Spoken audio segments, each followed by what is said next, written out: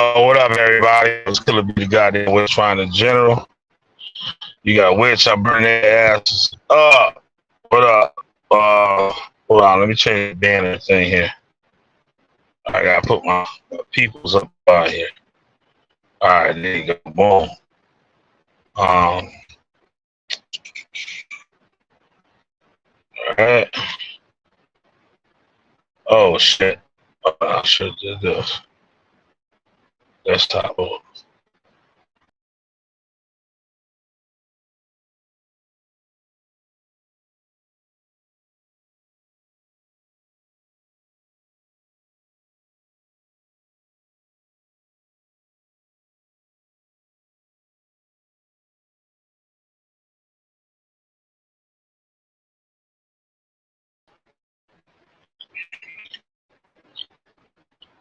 You know what up, Shania? What's up? It's sitting here chilling. I don't know. I ain't know what I want to talk about. Shit. I had a funny story though. This little motherfucker shit. He's about 8 years old, riding his bike in the street. I'm gonna come out the liquor store. This little nigga say, "Yo, ain't it too early to be drinking this time of morning?" I said, "Little motherfucker, how do you know what the fuck I'm about to do with it? Mind your little motherfucking business while I whip your ass out here." That motherfucker spot the little U-turn out his bike, rolled away. Who raised that shit? Who raised these little motherfuckers?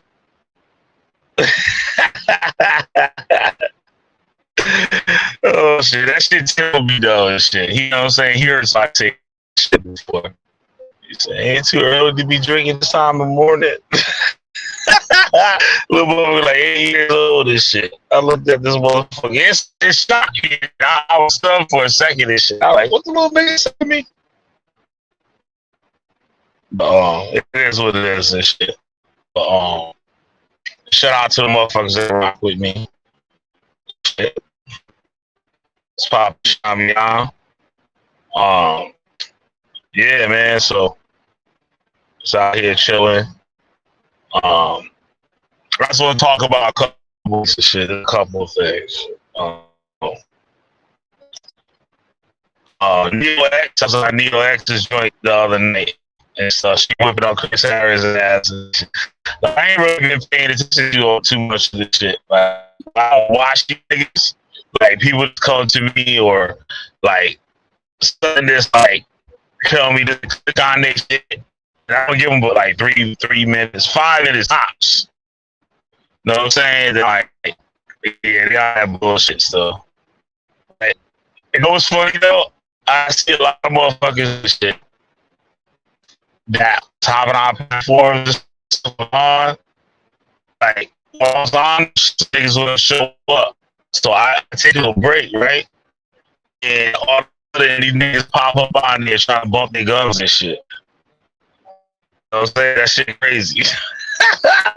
Niggas think it's safe to come out and shit. You know what I mean? But y'all niggas got it. Y'all niggas got it. You can do what you doing, nigga. You say, I read about you. I read about you. Shout out to Neo X. She doing what she do. She doing the well. And like a chick cuss your ass out and tell you about yourself. A chick ain't a lot. You know what I'm saying? Could be alright either shit, but a chick, she got your goddamn feelings with the truth. The goddamn truth. Chris, speaking of bitches, yo, Chris, speaking of bitches, yo, Chris, why you begging inside that nigga? Yo, I'm sorry, sir. I'm sorry, sir. I'm sorry. Yo, nigga, you need to stop, nigga. You sell your fucking booty hole, nigga, for some views. Like, that shit crazy, my nigga. That shit, you need to stop, bro. Like, are you really just like Judah Nazareth? I believe you are, bro. I believe you just like that nigga, yo. That's some real shit. I believe you just like that nigga. That's some real shit. Like, you like fake friend motherfuckers and shit. Let's say this was some goddamn attention. Like, god damn, nigga. Why don't you take that hat off to get a weave, nigga? Why don't you that motherfucker? Take your hat off my house, motherfucker. If you ever want to hop out my shit, nigga, you gotta take your motherfucking hat off in my house, nigga. That nigga got that lick on my ego head and shit. The niggas fucking with you in school, nigga. They smack you in the head, all this shit, and grab and palm the fucking top of your head and let go of my ego. Chris Harris, I see Chris Harris in the back of the classroom. Let go of my ego. Let go of my ego. Only y'all older heads know what I'm talking about. Shit, let go of my ego. Shit, Eggo waffle commercial. You're gonna look that shit up on YouTube. Y'all know what I'm talking about. Let go of my ego. Yeah, man, this shit crazy. It's sad, yo. These niggas sit here and it's the same shit. Like, for real, like, I just wait for all y'all niggas just drop, nigga. Just drop dead. Hebrew Israelites, but they say the Hebrew Israelites is fighting like some gang shit. Good. I hope they blow each other away and shit. That's shit crazy. But, yeah, I'm wishing the general. I ain't been out here in a minute. I think you see my supporters down there at the bottom. Y'all want to be down there. Y'all my cash. And right now, you only want cash out. I ain't got time to be waiting on YouTube and shit. You take half the motherfucking bread. That shit crazy. They really pimping out this motherfucker. Nah, they ain't pimping this shit. They take all the goddamn bread. But shit, goddamn, half, my nigga. Half? If my shit ain't flowing like that, I gotta wait a minute for this shit. Like, you know what I'm saying? So, I don't know. It'll be fucked up right now. Shit, I can eat that shit.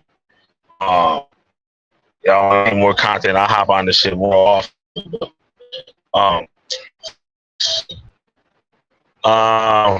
What else I want to talk about? What else is happening? So the Chris Harris shit.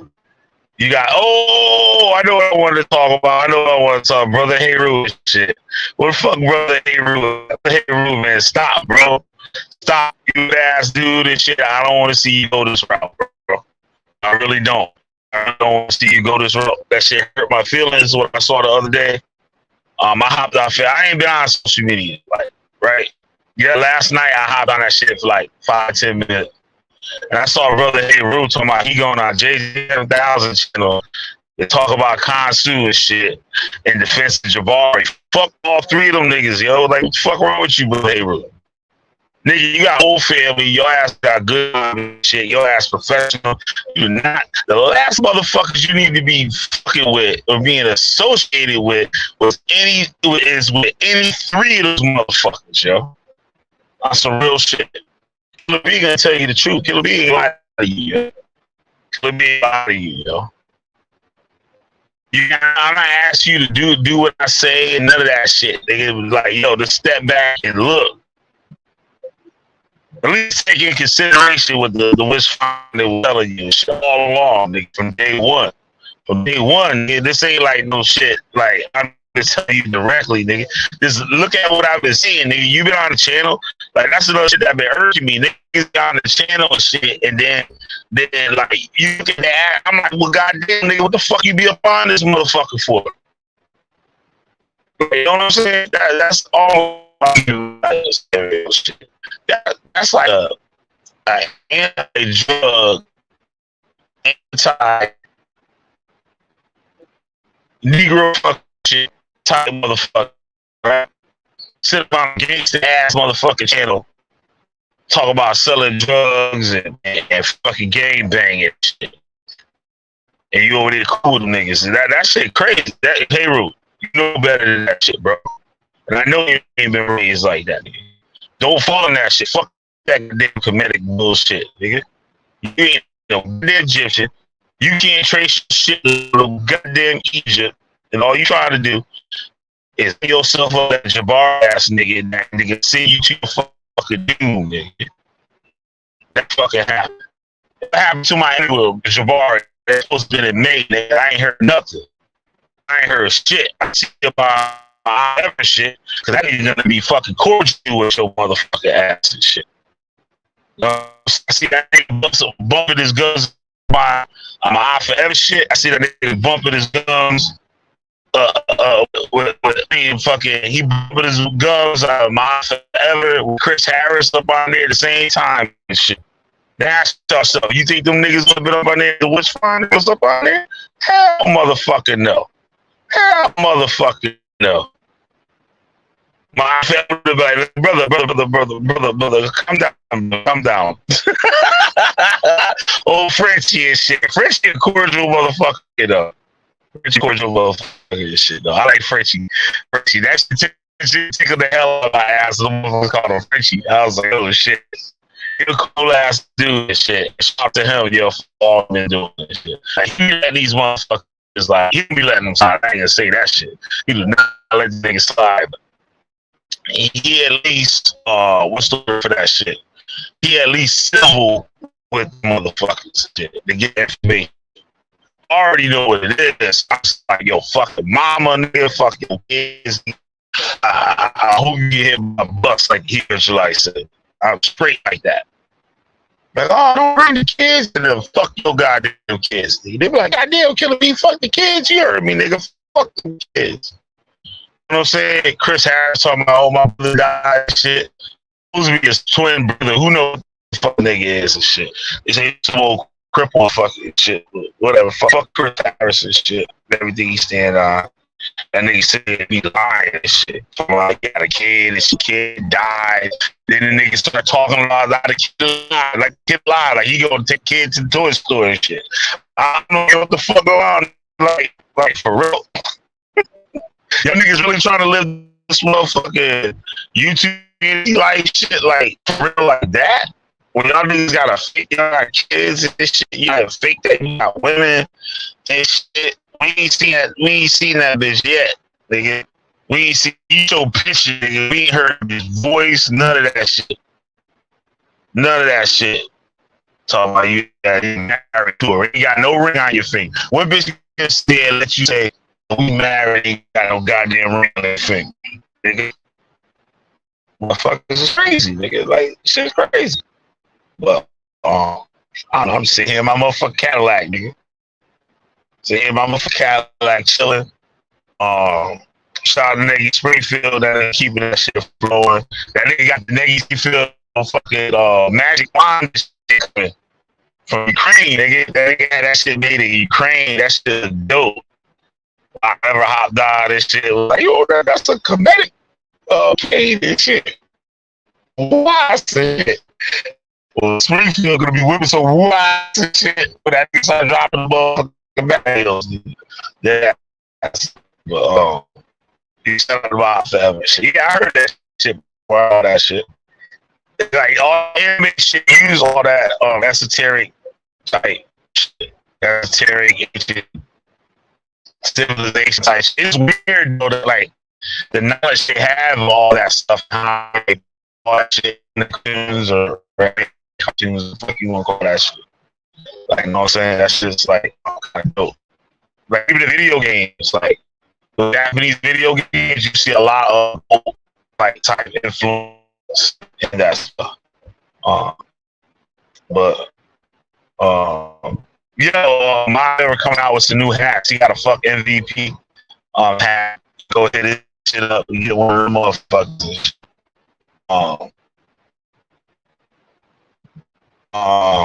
What else we got going on here? Shit, that's all I want to come out of this motherfucking talk. I dropped the link. You motherfucking come up in here. I think I can do the link from this shit.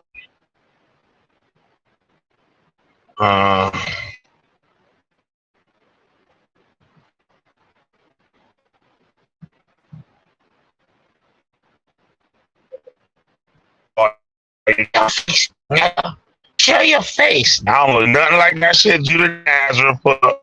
I look nothing like that shit motherfucking Jeremiah Judah and all them niggas and that fucking weird ass nigga that got the gay Catholic priest brother, elder, so-called Elder Yara.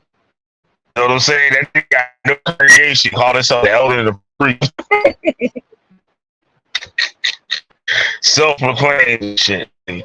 So if you all that shit, why y'all bearing false witness? JJ 7,000, why they bearing false witness? And they supposed to be followers of the Most High God and shit. They out here bearing false witness. Nigga. I don't like niggas that they put up saying it's me. I don't not like them motherfuckers. Y'all see this now. Show your face, nigga. Show your motherfucking face. Fuck your mama, bitch. Fuck you, fuck your mama, JJ said, Elder Yara, fucking free ass fucking brother. All that shit, nigga. What? Call me a motherfucker lie, nigga. That's one thing you can't do. You can't call a listener a lie, nigga. You being us on your God, nigga, trying to represent your God lies, nigga. Fuck your mamas, nigga. I say fuck your kids, JJ, because your daughter got some fucking sense.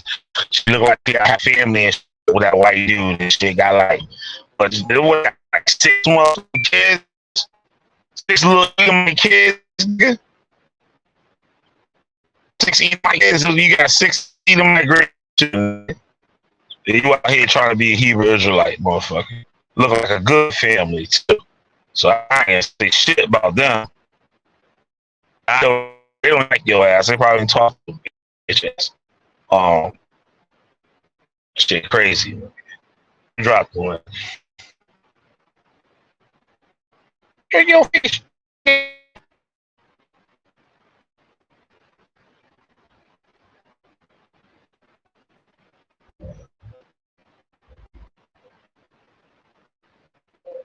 All right, they go to link. Anybody want to pop their motherfucking shit, nigga?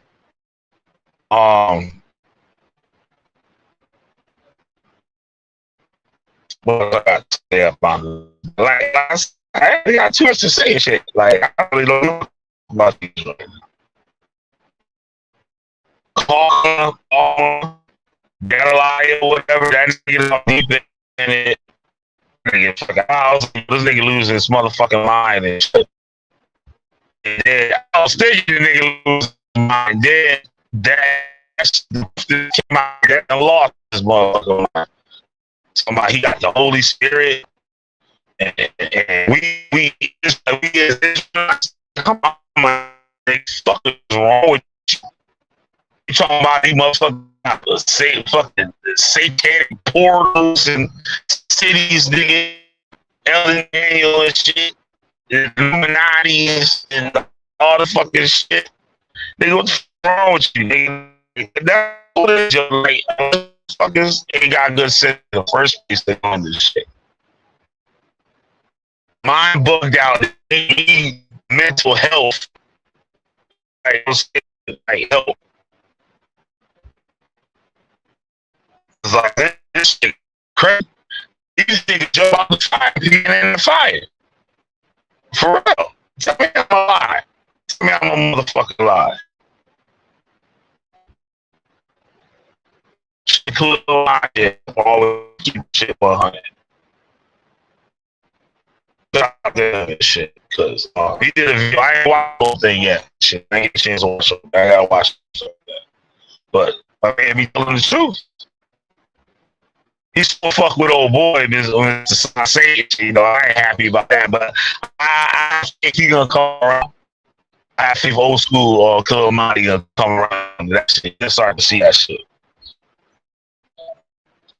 Especially being a LGBTQ and for something to be out here calling motherfuckers and all types of fuck shit. I have faith that Club Molly come around. But my boy and shit, like they'll say he rock with me, I rock with him all day. Fucks with what he talk about. You know what I mean? Who else? I been watching about this shit. Like Neo X, I was on her shit. She be keeping that at 100. And she, you know what's crazy? Like, I was gonna tell, like, when I first seen fucking old yellow mustache motherfucker, just has only on her channel, I'm like, yo. Like, you know, I were saying, but I'm just gonna say it like the way I said it. But I don't want to be the one, but like, yo, don't fuck with that nigga and shit. Like, but like, oh, she bought orders. I like, she bought no, so no. Diva, shout out to Diva. I ain't watched this. That's all she put on yesterday. I ain't getting to watch her shit. It's like, I'm confused. I'm confused. I went no for Clyde Diva shit. Fuck Diva, he in trouble. I fucks with her. I'm saying, when I showed what's up, she picked up on that shit ASAP. Diva picked up on that shit faster than anybody. Like, on shit warm. I'm like, yo, watch that nigga. Right? 3 days, like, it was on, and I ain't say nothing else. And she like, oh shit, like, this nigga, he gave me the inside, like, you know what I mean? And she picked up on that shit quick. She's like, this nigga really is fuck nigga. Yo, that shit just came right out. That shit crazy. What's going on? Shit. Shout out to Vengeance and shit. Fucking these niggas up. I gotta catch up on his videos. We X Tour night. Well, actually, still Tour night. Niggas losing their motherfucking marbles and shit. I said it in the first day. We lost marbles when it was a long time ago. We first Tour nights, but that nigga officially lost his marbles. Go ahead, old school. This shit. Go ahead, old school. Old school got a scooter shit and closed the match every motherfucking day.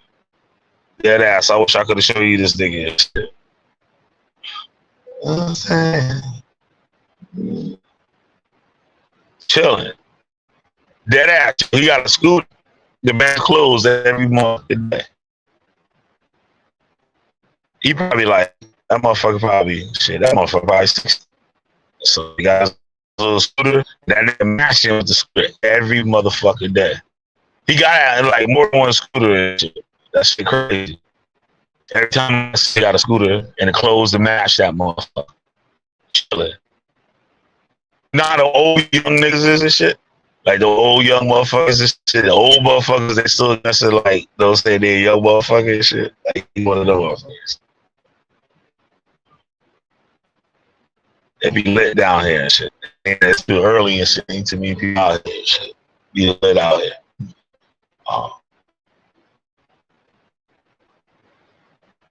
You go some old school niggas and shit. They pull up their little Buicks and shit. You know what I'm saying? Niggas can't stay on this Cadillac I'm driving. My caddy rolling hard out this motherfucker. Caddy rolling hard out this motherfucker. Rolling hard. And it's like, oh shit. That caddy turned heads, motherfucker. When I turned the corner, the heads turned with that motherfucker. I told them niggas, they see me in a caddy, don't fucking fag me, nigga. But shit, this motherfucker drink more gas than some bitch. You gotta be a rich motherfucker to drive this shit, like dead ass. Like, I try and keep this shit, but this motherfucker killing me. Gas eyes a motherfucker out here, shit. This shit fucking me up. You can't go nowhere, motherfucker. You got $40 in this shit. What the fuck you going $40 with gas in this motherfucker? You go around the corner, nigga. Dead ass. You go around the motherfucking corner, nigga. So let me go with this motherfucker.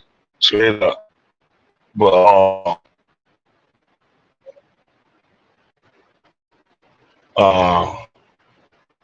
what else is going on? What else is happening?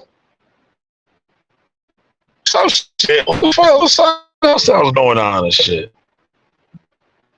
Oh, I'm looking for the Nigga Streetfield skate video and shit. That should be good soon. He stayed video me and the day off shit. The Nigga Streetfield and shit. I got somebody on the one too. Another more reporters to the kid and shit. You already know who you is and shit. So, I got a contact maybe this week or some shit. So when he take off, I can't skate right now. I'll be skating soon though. I have a Killer B got to have surgery and shit. So after that surgery, I'm gonna be going broke, nigga. You know what I'm saying? It's better to burn out than to fade away, my nigga. That's it. I ain't gonna go out the way. I ain't gonna go out like this. I ain't really got a story. Like, you know what I'm saying? So I have this surgery, and then I act like I never had the motherfucking surgery, and my shit all good, and go all out and shit. And it's just fuck that motherfucker up for good. Then I got stories. Yup. Killing me the goddamn wheelchair. And I'm like, hey, boy, I got a good story to go. I was playing, but I ain't playing at the same time. Shit. Yeah. Brief was motherfucking last. God damn. Shit all bent up. Oh, sat out motherfucking shit.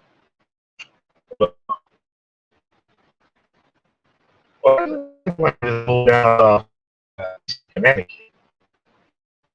They thought like he playing some motherfucker. Goddamn. Georgia. I want to listen to shit. He not even old ass either. Like, but hey, I want to talk. There's what else going on and shit. I think it was. We can't. Let me see. I'm trying to do something.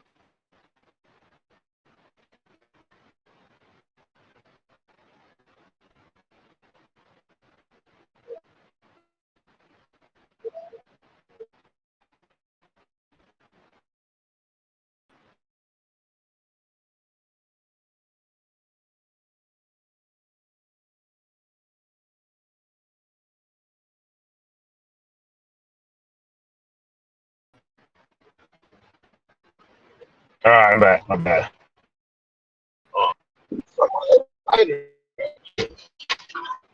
Shit. I ain't never run out of reefer.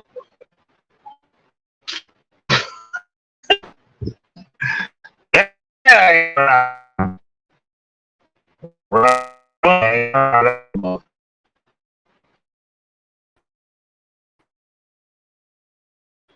oh fuck. But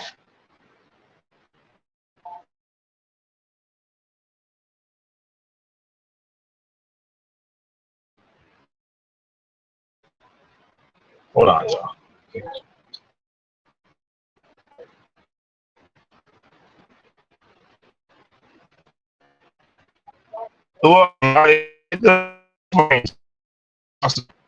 Killer B ain't been out here for a while. I got something to say, good or bad.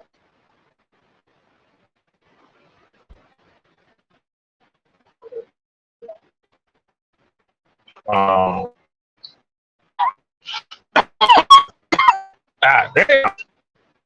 damn. Shit. What else was it? Talk about. I hope y'all enjoyed my last stream and shit. But I gave the scenarios and shit. It said Killer B ready to move on. Because you had it coming to you. When you join this shit, you join the eight group. So if you don't like white supremacists, why should you like black supremacists? Know what I mean? And then there's people that hate white supremacists but want to be a black supremacist. And expect people to like them and accept them and what they call their world.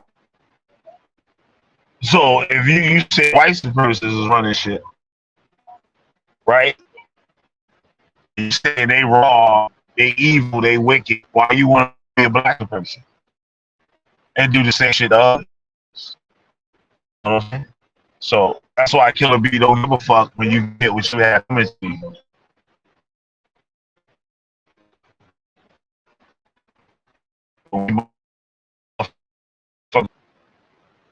Every day. You know what I'm saying? FBI come and blow your fuck on them, blow your ass fuck, or like whatever. You know what I'm saying? Death. Somebody dog shit out of your head and shit. I don't want it.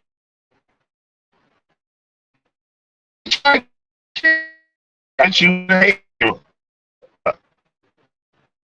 I be doing it. Go ahead. I do more. I'll do because you let nothing happen but the little nigga that grow up be just like y'all motherfuckers. So, know what I'm saying? So fuck them kids. Hey, kids turn me fuck kids.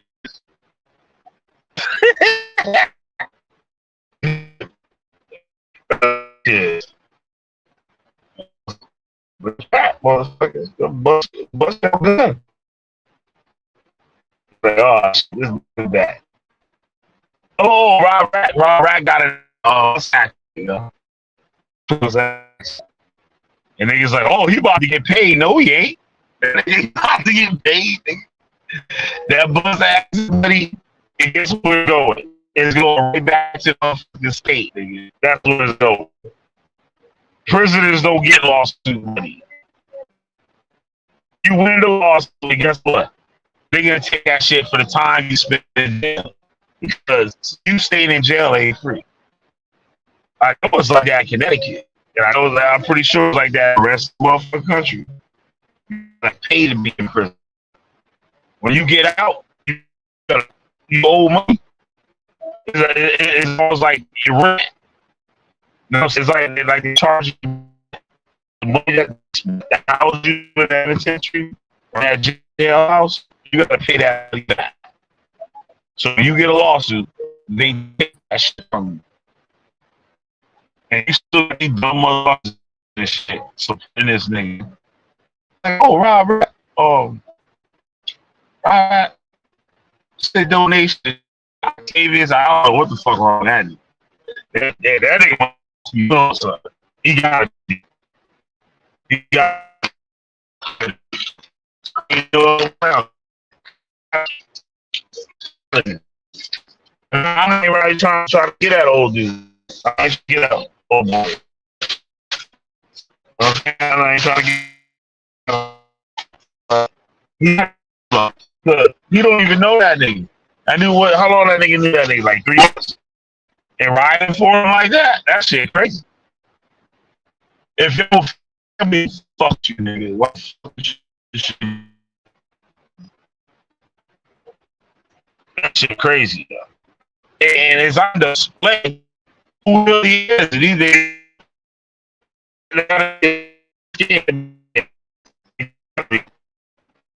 You know what though? Rob would play this shit. Just like when he got out, he played it. If you go on Rap Street when the cops came and arrested him again, that nigga was looking at the front. That nigga kept like 2,000 people watching that shit from getting that ass. That shit.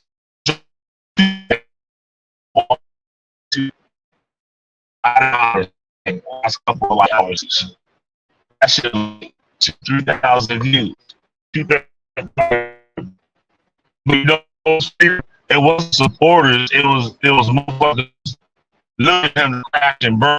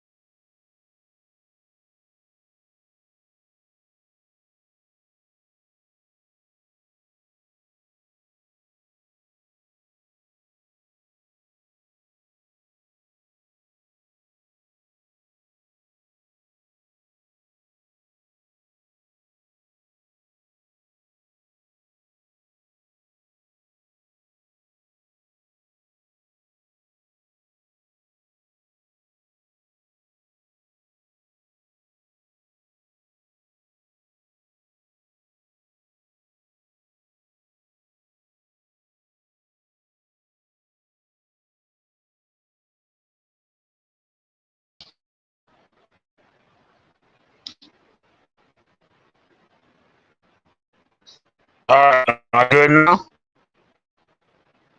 You motherfuckers is weird. Look at them motherfuckers.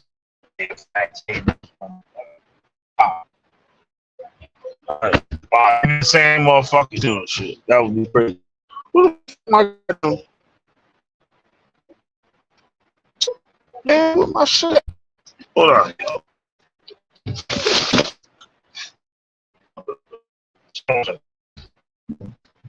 Yeah, yeah.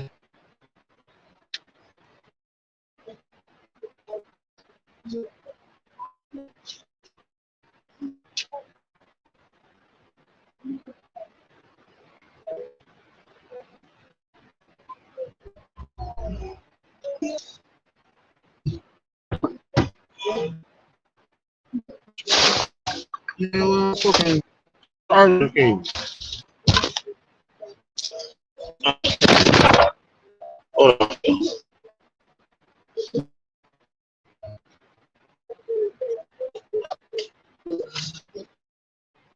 That bitch.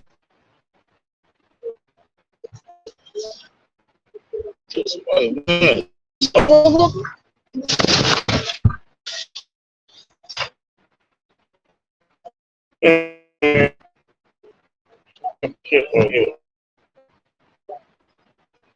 Yes.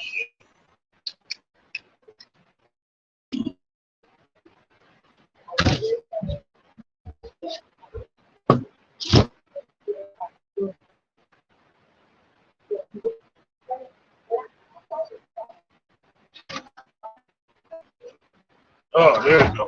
Yeah.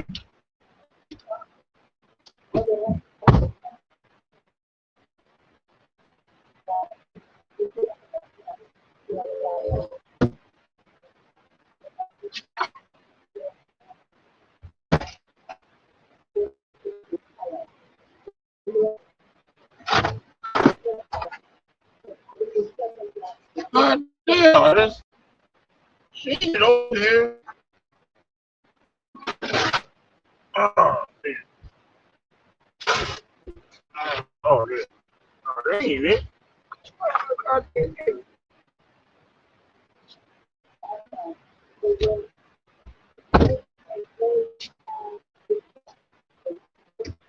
Wow.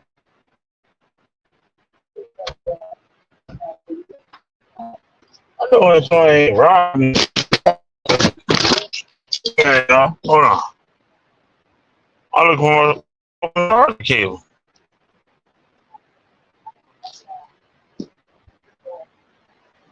Well, goddamn, where my shit went?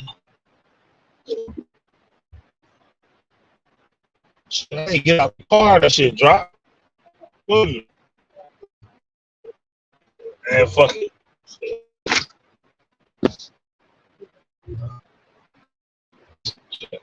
Fuck it, I just gonna let it rock. Shit. I'm that shit.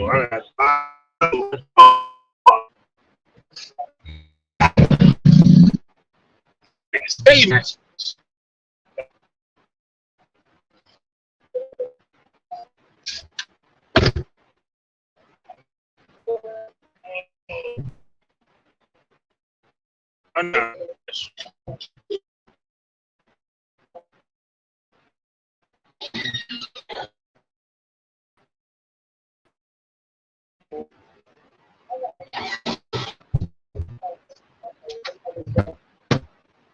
All right.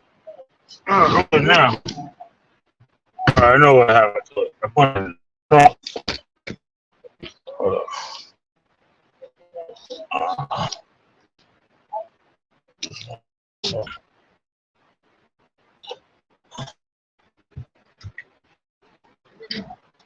God damn, now I gotta get out again. Hold on. Damn.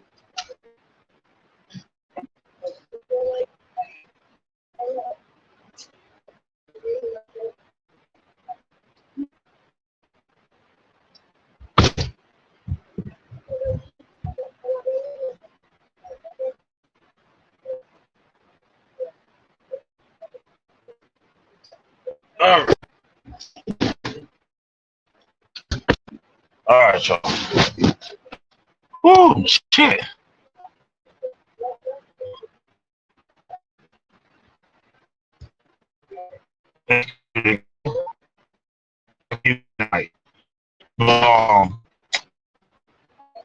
Yeah, Rob's situation shit. Yeah, that's the weird shit.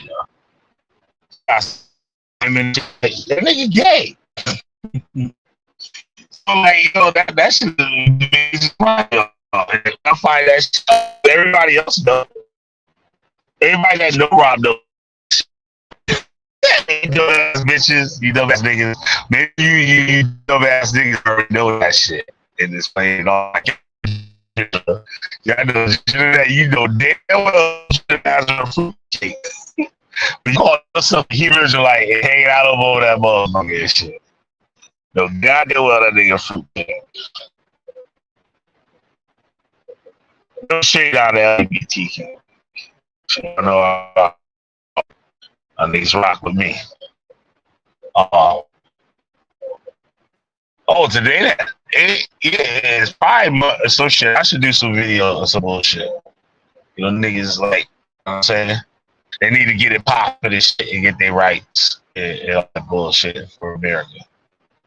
You know, man, America gotta come around. The Constitution say what the Constitution say, motherfucker. You know what I'm saying? So it is what it is.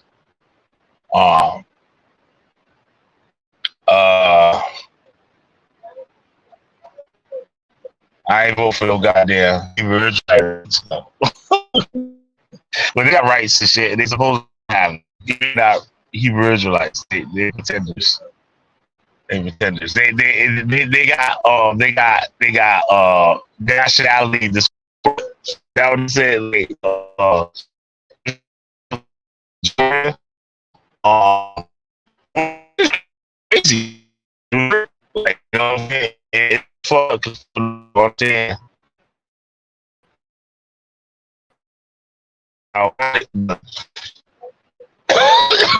Imagine you could see other things that people can't relate to. I might say my or whatever, and it is this weird. It is weird. So these people, you know, they can and let them make them comfortable with mixing them. And it's not like let me, but like, you know what I'm saying, if that's what it is, that's what it is. It's not like let them be it, them are it, regardless. You know what I mean? What we think, how we feel, or whatever. So, yeah, it's just crazy. And the Hebrew Israelites, they people.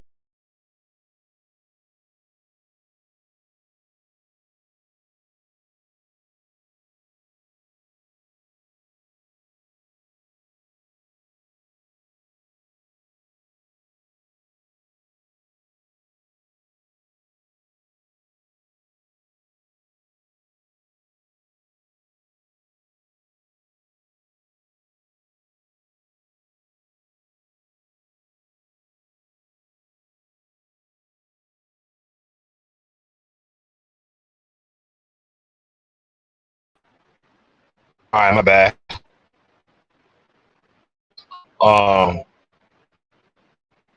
yeah, it is what it is. You know what I mean? The Hebrews they got right to worship they want to worship. You know what I'm saying? But when you try to infringe on other rights or have some kind of conspiracy to have rights control of other people, you know what I mean? So the problem comes. You know what I'm saying? You got a right to take the motherfucking Israelite. You know what I'm saying? The America ain't got no problem with it. But now you want to say liberal can't be that and you gotta kill them and all that bullshit, man. Fuck out of here. You gotta go. You know what I'm saying? It's like I said before, motherfuckers talk about white supremacy and all that shit. But on the flip side, they want to be black supremacists. That retarded ass shit. No, you didn't run the earth. No, you didn't everything on the earth. You didn't do that shit. You know what I mean? And like, no, you deserve to be the best in the universe and the elite people of the earth. Fuck out of here with that shit. Y'all nigga come from Boomville, motherfucker. Straight up. That's where we came from. Boomville. I mean, we came from the Congo. We came from the darkest of the motherfucking continent. We was in motherfucking Egypt. Especially American, the North American blacks came from Congo. The majority of us came from Congo. It wasn't until later that they started importing slaves from West Africa, Upper West Africa, like Benin and Nigeria and shit like that. It was way later, nigga. And remember, when we stopped bringing them niggas in like the beginning of the 1800s. So I don't know where y'all getting all this shit from. It is stupid. How you hate white supremacists and want to be black supremacists. Try that. Dougie, did you see that Zero last night between 9 and 10 in the morning? Japanese time blowing what was clearly a real hot drink before. Oh, I gotta do that shit. How am I now? I'm alright.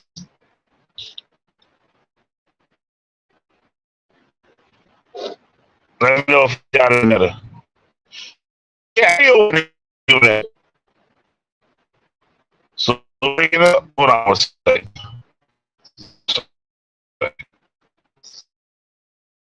Um, try there.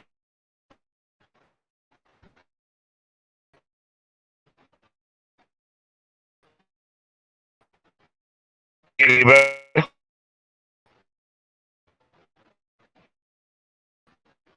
Let me know if I got better. It's breaking up. Try this.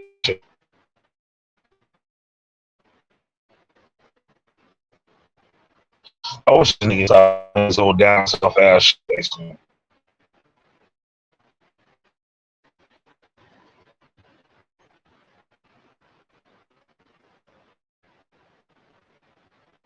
What the fuck?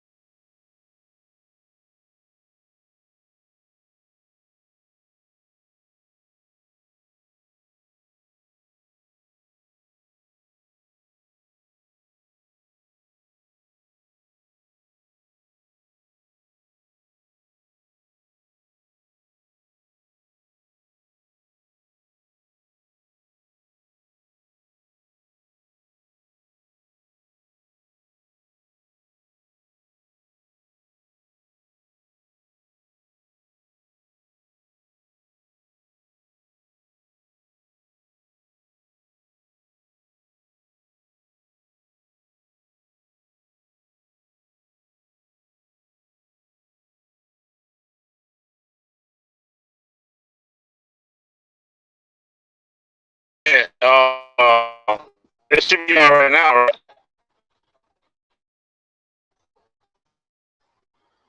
Let me know if you're still here.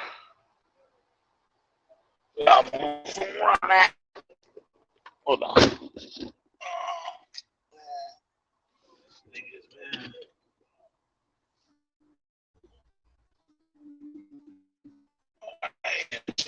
Oh god damn! What my goddamn curves? But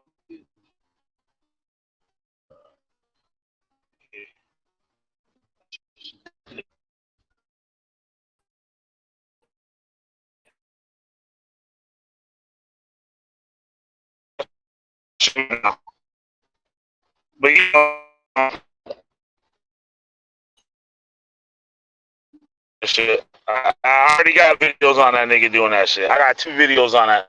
I got one video with the nigga lying about it. I got another video with the nigga the hot coffee key, whatever the fuck he had. You can see the steam coming up off and it's live. And I asked Siri, why this is live? I had it on this. And I said, what time is it in Tokyo, Japan? The motherfucker was like, oh, Saturday morning.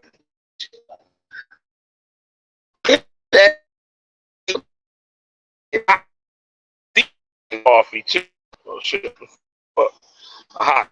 That's so fucking coffee. What the fuck am I doing?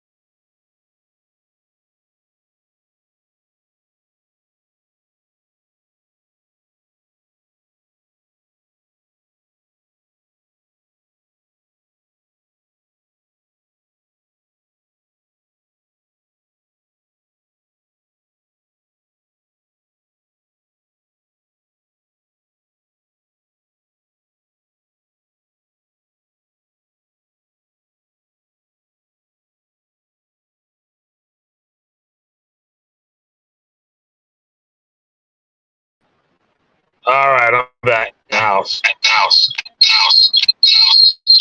Oh, I got the two things open. That's why I got them. God damn.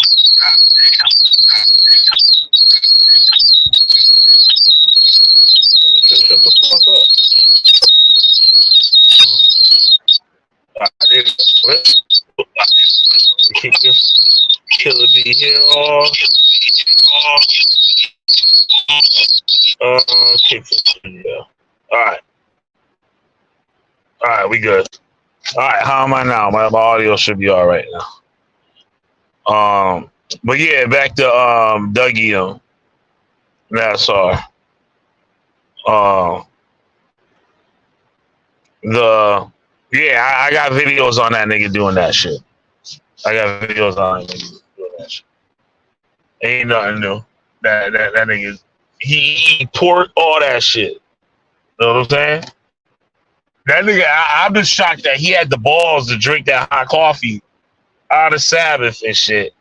And then Blue fucking retarded ass. Y'all that nigga throw that nigga out the blue and shit. That nigga slow as molasses on a cold biscuit.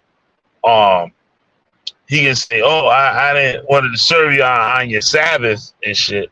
He's, "Oh, come on, brother, stop trolling. You don't ain't my Sabbath." Yeah, motherfucker, it was. I paused the shit. I showed the shit live. I asked Siri. I said, "What time? What's the date and what time it is in Tokyo, Japan, right now?" And they said the time, the date, what day it was, and everything. The Sabbath was not over. And then later on, he come on with another steaming ass hot cup of coffee. I did the same shit. It's on my channel. I don't think I put it in the members only shit, but it's on the channel. It's probably Judah breaking the Sabbath, some bullshit like that. 2 videos I did the same day showing that shit. Yeah, that shit crazy, yo. That shit, wow. But motherfuckers retarded. So you're following these motherfuckers like y'all stupid as all hell. But like I said, y'all get what y'all got coming. Y'all get what y'all got coming to. So you go to Japan to go visit Judah Nazareth, and that nigga try to tie you up or some shit. Try to go on your booty. Guess what? That's what you deserve. If that nigga go in your hotel room and shit and just stare you down and don't take you nowhere and shit, you already on vacation and shit. That nigga don't take you to no major attractions and none of that shit. That nigga just want to look at you. That's Nate Springfield. No, so I'm just playing this shit. That was funny how Niggy trolled FOPE though. That shit was hilarious. Like they thought they was gonna have one up on him and shit, but Niggy got them niggas. Niggy trolled the shit out of fucking FOPE. That shit was hilarious. Like he trolled them so bad, I even believe part of this shit. It even had me believing this shit. That shit was funny as hell. But yeah, these motherfuckers is crazy, yo. Oh, now y'all niggas wanna come up in here? Yeah, so niggas probably don't can't be showing the face. Show your face, nigga. Yeah, man. So shit, wow. But yeah, man. I don't know what else too much to say and shit. Like ain't shit changed. It's the same shit. It's the same dumb motherfuckers. Like you know what I'm saying? And when I say the dumb motherfuckers, I'm talking about y'all motherfuckers and shit that still think y'all Hebrew Israelites and shit. That's what I'm talking about. Y'all motherfuckers. Y'all still want to follow that shit. You even got Hebrew Israelites hitting me up and shit. Like, yo, I got this shit. This nigga and shit. Like, you know what I'm saying? I'm like, well, goddamn. Get out that shit. All them niggas is the same shit. But really, it'd be like they trying to go against their ops cult. You know what I mean? The Israelite group that they ops with and shit. So they try to do some shit like, oh, we give it to the witch finder and shit. That shit'll get out there fast or whatever the fuck. Like, you know what I mean? Killer Bees know how to fix them. I'm gonna fit your ass too, nigga. Yeah, that should be funny though. I had some of Hebrew Israelites and shit, because they giving me some shit. Like I won't talk about they motherfucking cult and shit. Like, wait a minute, like I don't give a fuck, nigga. Like, you know what it is, motherfucker? You think because you giving me some shit, motherfucker? Nah, I'm just gonna like be lenient on y'all motherfuckers. Hell no, nigga. What's wrong with you? Yeah, that shit wow. But I don't know. I'll put the link up in the chat. Anybody want to come up on here and talk some shit?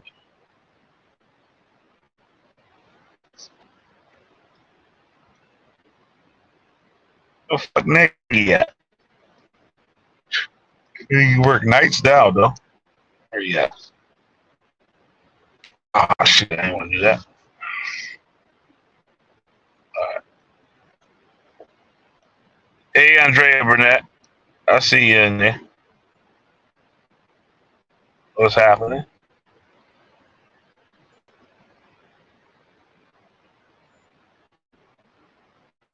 I wonder how old Chica Powell doing and shit.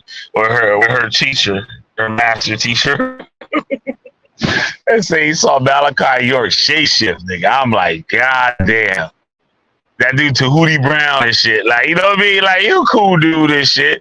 But just because you like you speak civil and shit and not all crazy and whatnot, that don't mean like you got it all there, nigga. Like that's how they got Chris Harris fucked up.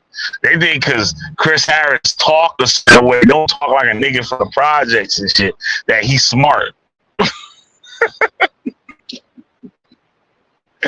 That shit hilarious, yo. That shit's so funny, yo. That shit's so funny. That's how simple some of you niggas is, yo. Simple ass niggas, boy. Simple. Chris is intelligent. I heard Neo X say that shit. Come on, that nigga ain't intelligent. That nigga dumb as fuck. Question that nigga on that shit he talking about. That watch him freeze up. Or try to run you in a circle like he did Neo and shit.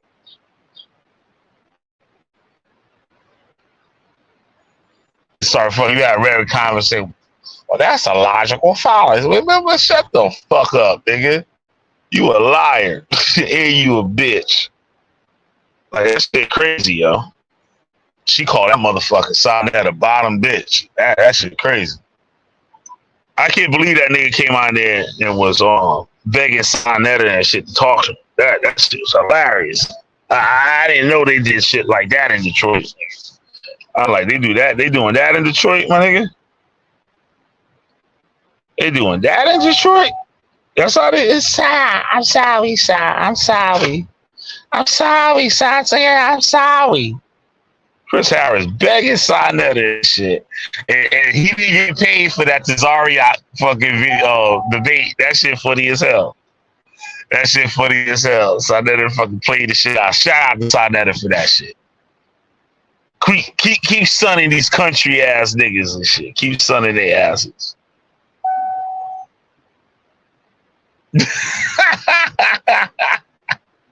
Keep sunning that motherfucker. I get sunning the props to that shit.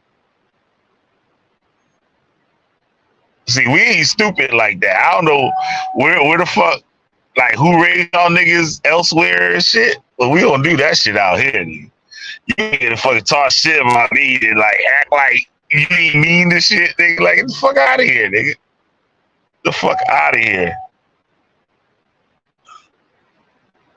Line your ass up, knock your head off and some shit. That shit crazy.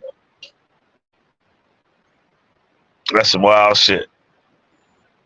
But Chris Harris, stupid motherfucker. Yeah. Stupid motherfucker. But, what else going on? Was he supposed to start a debate league with JJ 7000 or some shit? Like, what the fuck wrong with these niggas? That nigga, like, literally trying to put that nigga in prison. Like, I don't give a fuck, nigga. Nigga go to jail, do the crime, nigga. Do the crime, nigga, do the time, nigga. You wrong. You wrong for what you did. You a hypocrite. Everything you stand on JJ 7000 is some straight bullshit. You really just a slow motherfucker with a mental illness. That's really what you are. Like you nothing different. Like you nothing else different. You just a nigga with a undiagnosed mental illness that I believe is undiagnosed. Because you know black people don't go get checked out on that side of the shit. You know what I'm saying? They just leave, black people just leave you like that. Black people just leave your ass like that. White people and shit, that shit diagnosed. Shit crazy, yo. It's a wild ass shit. I see it. Yeah, so like, that shit bugged out though. That shit bugged out. Chris Harris gonna do all that shit and then try to make peace with the nigga after he did all that shit. And that nigga go ahead and trust that nigga. Just like he do Sonetter. Sonetter be chopping the shit out of JJ 7000. You know what? JJ be right back over there. I don't need attention like that. Like that. Like I don't need attention like that. Y'all see me go on bigger platforms and shit, that's because some motherfucker pushed me to do that shit. Motherfuckers is pressuring me to do that shit. Like, yo, you need to go over there. But really, it'd be for their shit. That's why I be finding out, like Chris Harris and shit. Oh, go to Sister Nandy's. I'm like, yo, bro, like, why the fuck would I be over there? Like, for real. Like, why? Like, this bitch crazy. Like, you know what I'm saying? I don't want to hang out with crazy people. How the fuck that shit make me look? Like, you know what I'm saying? That shit crazy. This is bugged out shit. And sure enough, she tried to show her ass, and I was still nice to her. Nice to her. You go to that video when I was on there, I was so nice to that lady. And then she gonna try to debate me. Actually, one of her viewers is supposed to debate me, right? And I'm pleading with the like, don't do it. You're gonna get embarrassed. You're gonna look stupid. And she talking about, oh, I did it for my college. Motherfucker, that college was you in remedial classes in that motherfucking college, nigga. That wasn't no real college. That was some off-brand community college type, some shit, nigga. I don't know. Or they just told you that was a college. Higher learning. Let's call that shit higher learning. Or something. That motherfucker ain't no goddamn college. Nigga. Tell you that. Oh, shit. That shit fucked up. Yeah, and I don't know. It's fuck. Y'all niggas need to go find something to do. Like for real. You got anything to do. Go do anything. Go be a gangbanger. Like be a gangbanger, sell drugs, get high, fucking shit. I don't know. Go back to your old ways, motherfucker. Your old ways is way better than this shit. They'll say at least you getting something out of it. This shit just having you fucked up, nigga. Y'all niggas is the worst. Sorry, it's our culture. Motherfucking your motherfucking culture, nigga. All the way around the board. So I'm not talking about no Hebrew Israelites. I'm talking about y'all motherfucker 5% motherfuckers, y'all Moors, you Hebrew Israelites, that Kemetic bullshit, all that shit. All that shit. We ain't none of that shit. We ain't none of that shit. None of it. None of it.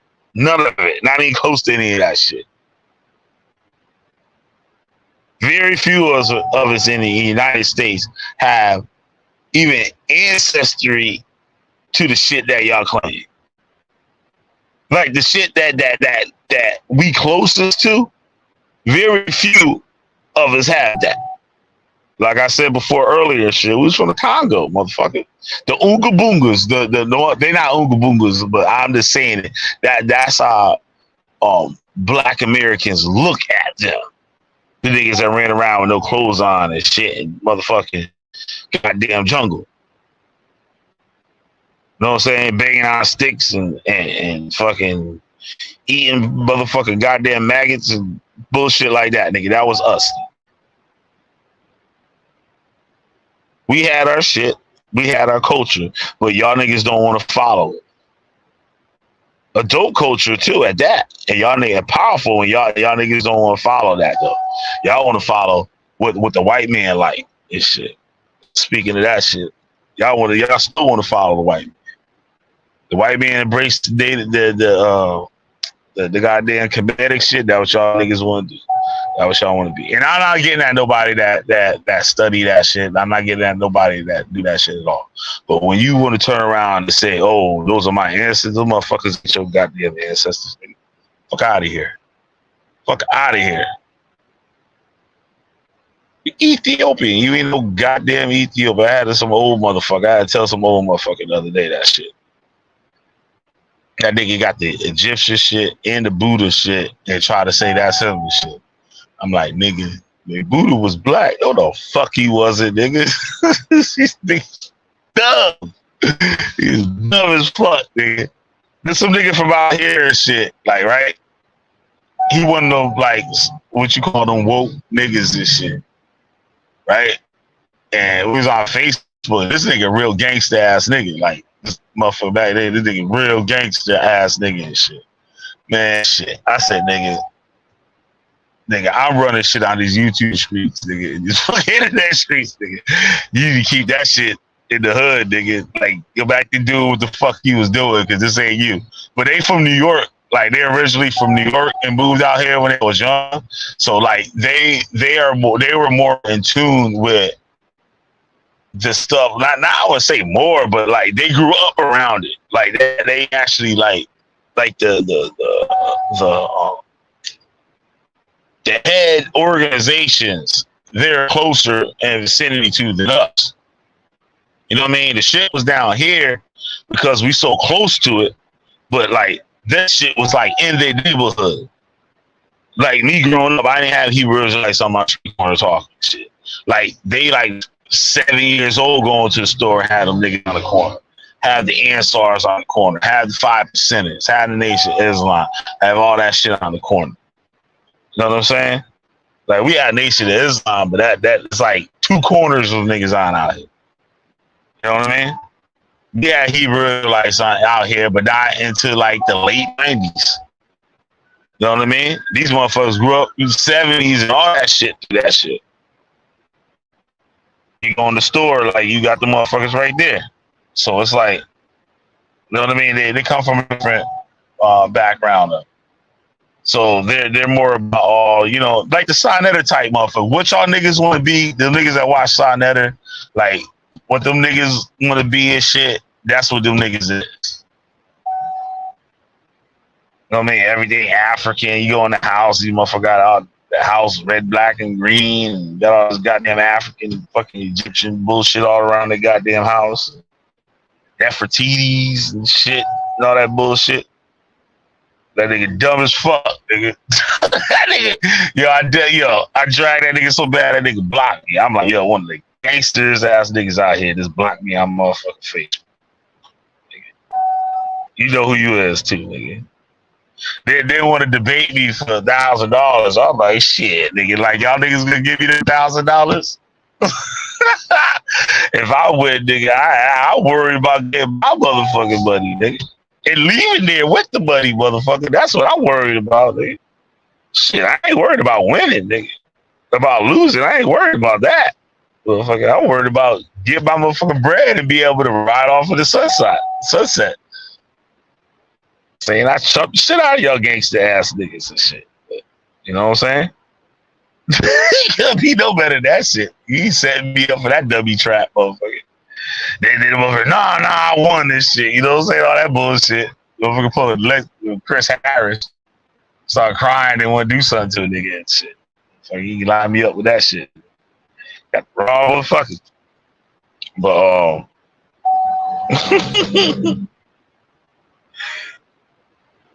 Shaka was supposed to do a video. Oh, he did the video. I didn't watch it though. The slavery in Kemet. That shit. I hope he's saying that there wasn't no slavery in Kemet and shit. Please don't do that, nigga. Please don't do that shit. Oh. There's different periods of time, and the slavery was different for these different periods. Like, you know what I mean? So, slavery. Yeah, he said some shit like, "Oh, a while back, he was like, oh, a slave can't have a business and shit." And I showed him in America, there was slaves with fucking businesses, straight up slaves that have businesses, and was able. Oh shit, he come on, so just the way it is, nigga. What up, bro? What's up? That's just the way it is. He say he rolled up on a killer bee. He could rolled up on a windfinder quick, boy. He's like, what? What? It's slavery, motherfucking kid, Kevin. Yeah, I didn't get a chance to watch that video and shit. But you didn't say there wasn't no slavery in Kemet, though. I hope you didn't say that shit. Well, my stance is that, to my knowledge. Not to your knowledge. Yeah, I haven't seen any evidence of that. It'll tell you. You can Wikipedia that shit and break that shit down. At certain periods of time, the slavery was different. At some periods, the slave was able to work his way up in the social class and maybe buy his freedom, or they were able to marry into royalty, or and there was some periods and shit. If you're a slave, you just getting fucked up. Like how we look at it, like how people portray it happened in America and stuff like that. You know what I mean? So like that shit is simple as people seriously. Well, actually, I'm glad with what you just said, because there's that PhD called Loprieno. He's advanced in Asia, but he's still alive, and he has an article. What is it called again? Oh, I forgot the name, but the name is in the Wikipedia article. There's a brother. He's a Hebrew. I guess he goes by Israelite only, maybe not Hebrew Israelite, but he goes by the name Too Real, and he's the one who let us know about this quote. And it's on the Wikipedia article about Ramesses III, and he talks about I captured so many people, like enslaved them, branding them, and all that. So I was curious and asked my people, if they can help me buy a book, actually three book set, which I did to get the actual quote. I was expecting to have the hieroglyphic transcript.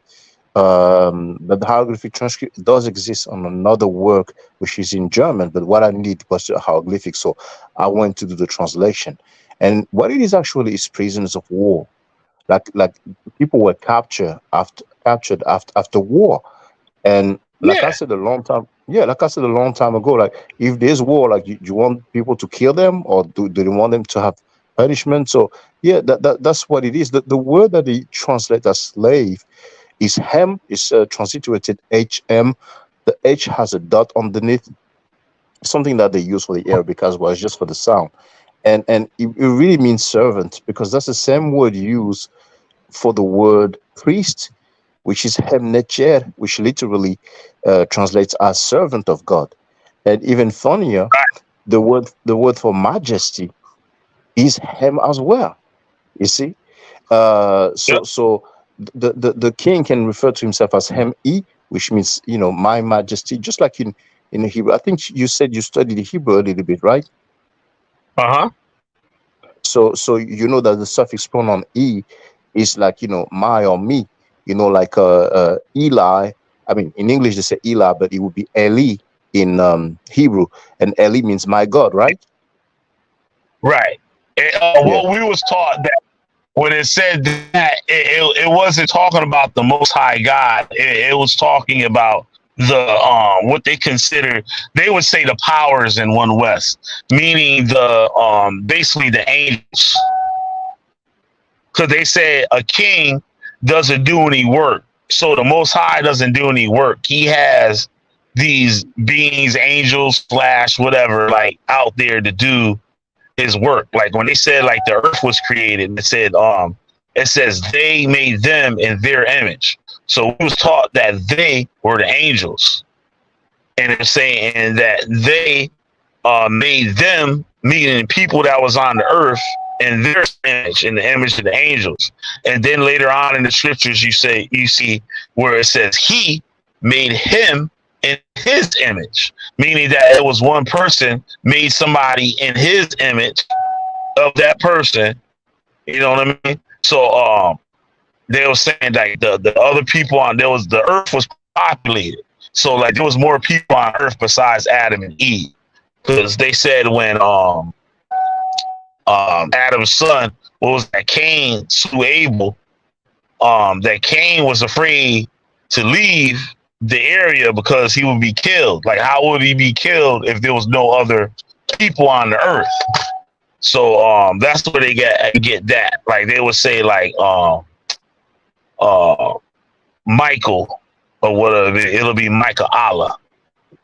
Not meaning not the Yah at the end meaning the Most High, but the Allah meaning the what they call the powers or the angels, like the whole assembly of the Most High and stuff. That's what I was taught. Not saying that's what it is or whatever, but that's what I was taught. Yeah, I hear So you. like, But, yeah. you know, One West. Huh? Yeah, I hear you. But what? Can you hear me? Okay.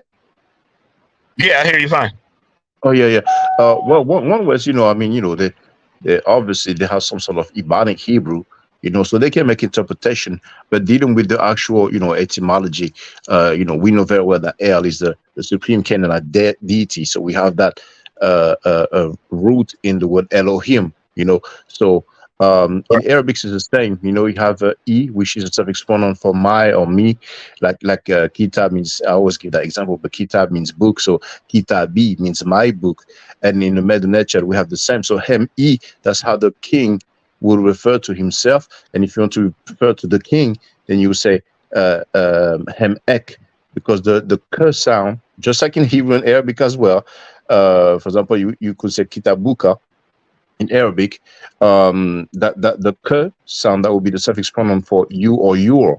So to make a long story short, that word hem, that some people translate as slave, actually means servant. And in that article from that PhD Loprieno, now it's spelled Lopri, Loprieno. I'm sorry, Loprieno. Now the article says like slavery. I forgot but in my video, obviously, I'm sure that I give the name of the title. You know, that it's a video, slavery in ancient Egypt with a question mark. Many times he specifies that it actually means a servant, you know, hem. And so I was really interested to deal with what the text says. And there's a mention, there's a word that is translated as, you know, branded. And I think in parentheses, the author or the translator put with hot iron. But when I went on the TLA, which is the corpus about the ancient Egyptian words, dealing with the Wörterbuch, which is the most complete dictionary of ancient Egyptian, which is in German, but you know they have the translation in English. When I've put that word, I don't recall how it is exactly, but once again, it's on the article. You have several usage of the word, or let's say attestation, and at times it doesn't have to do with branding like the way we're thinking. So it's a possibility that they would have branded the prisoners of wars, but then again, we'll have other attestation where it doesn't mean that. Like it talks about the bride was, the groom was branded and stuff like that. So yeah, I really wanted to get to the bottom of it. But you said yourself, the article by Loprieno says that they could go up in rank in the society. They could marry.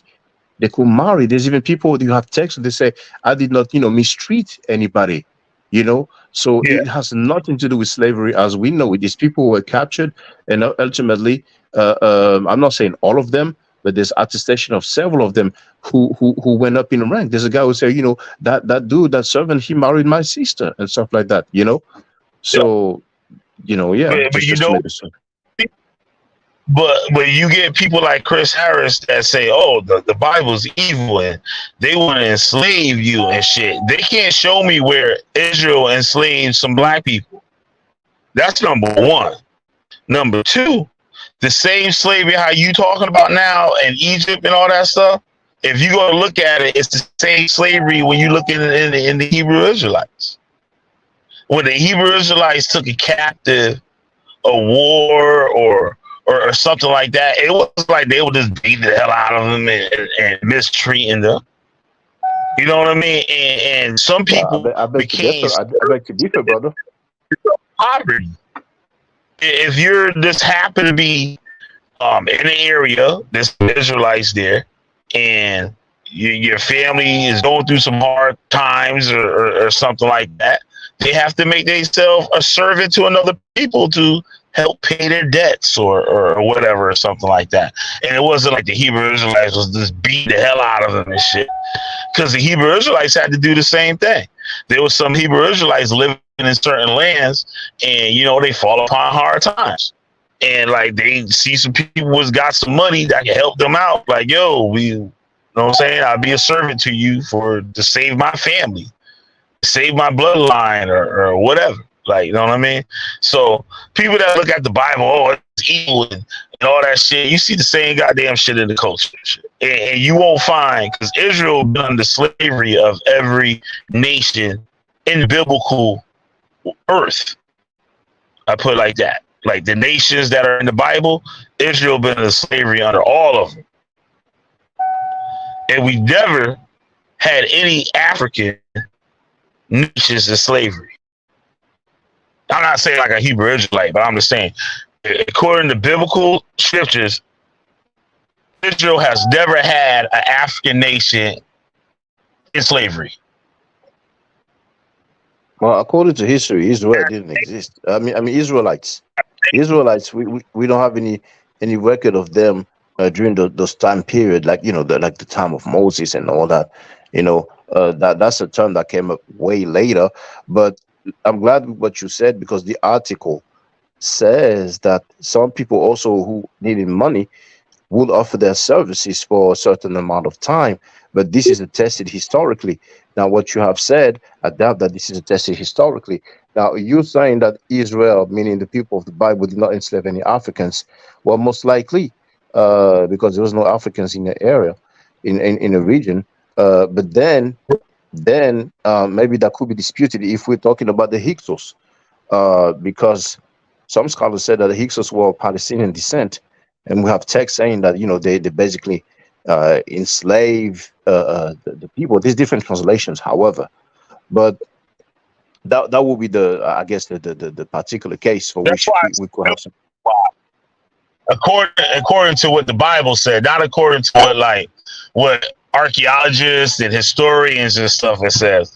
According to those scriptures. Now, I wouldn't say Israel didn't exist. I know the Bible is mythology. It has a lot of mythology. It has a lot of legend, but there's also some history. You know what I mean? Like that has to be demonstrated, brother. We can argue that, but where is the record? Where is the historical record? I believe it was a small nation. It wasn't nowhere near as big as they speak in those books. I agree with you. I agree with you, but even if it was small, the smallest part of history that people want to argue, because I heard that many times, people say, well, I believe there's some history, there's some truth to it, and I'm not denying that. Now, for example, Hezekiah, we do have his seal, with two arms on it, so that's a historical attestation for that king, Mm-hmm. They found another one too. There was something recent something else. I forgot what it was. I came across it like a month or two ago. Can't think of what it was. There was new artifacts that they say have been found too. Had to do with some king or something like that. But and you see, but the things, like if I write a book and I make a book of fiction and I mention George Bush, yes, George Bush existed, that doesn't make my story true, but the thing is, when I said I beg to differ, when I said I beg to differ, when you talked about Israel, I didn't go and mistreated people and all that. We have the story of Abraham in the Bible, where his wife Sarah, she was barren, she couldn't have children. So she said, have my servant Hagar. So he did, and he doesn't even say if she had a say, and then she was pregnant, and she was kind of I forgot the exact word they say in the Bible, but kind of looking down on Sarah, like kind of giving her the side eye or something like that. So Sarah, she complained to Abraham, And Abraham said, it's your servant. You do what you want with her. So she was Right. mistreating her so much that the Hagar fled. So that's at least one indication of how a slave was treated, because we were not told if the girl had Well, the Hagar had a slave, so it could be labeled rape. that today times though, we would see that same thing in today's times. Oh, That can you that's give an just like example? that's just like a man and a woman, right? They get together, right? And say like the dude sneak behind her back and go mess with some chick and get her pregnant. Now, No, no, I'm sorry. regardless, No, no, bro, that's not the same. Like because you give an example of somebody cheating, having an extra marital affair, but the scripture talks about a woman who was a servant or slave called Hagar. Je suis occupé là, je suis en live là, et je suis en live là, je suis occupé là, et je suis en live, je suis occupé là. Tu peux fermer la porte? Non, mais t'as pas besoin de moi. Oh, no, go ahead, brother, go ahead.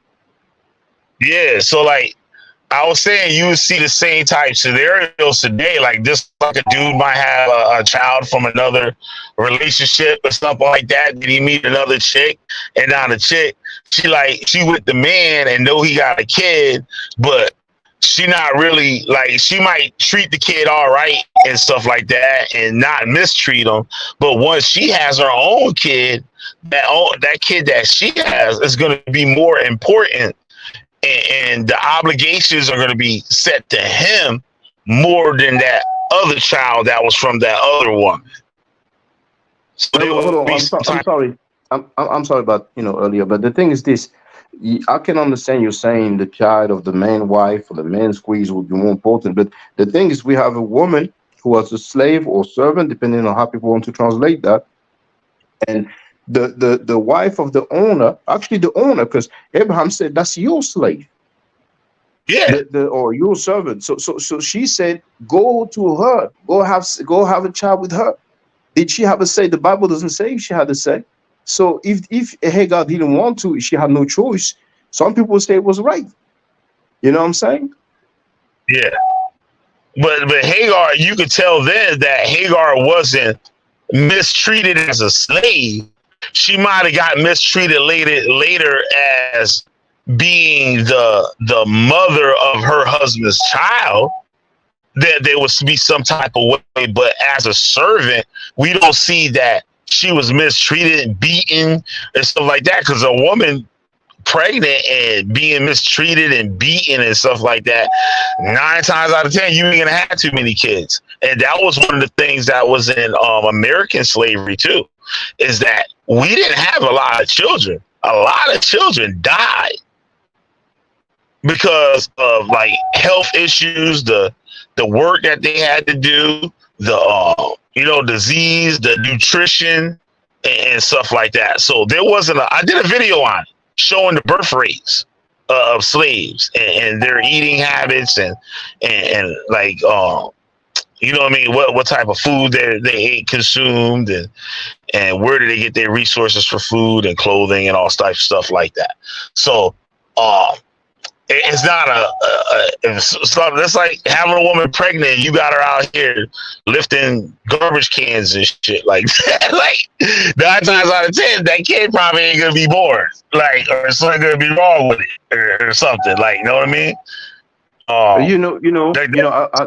don't really agree with your example, because during the slave trade in America, let's say, we clearly have attestation of mistreatment, but still women had children. Now there was surely some high rate of childbirth. I'm sorry, infant death.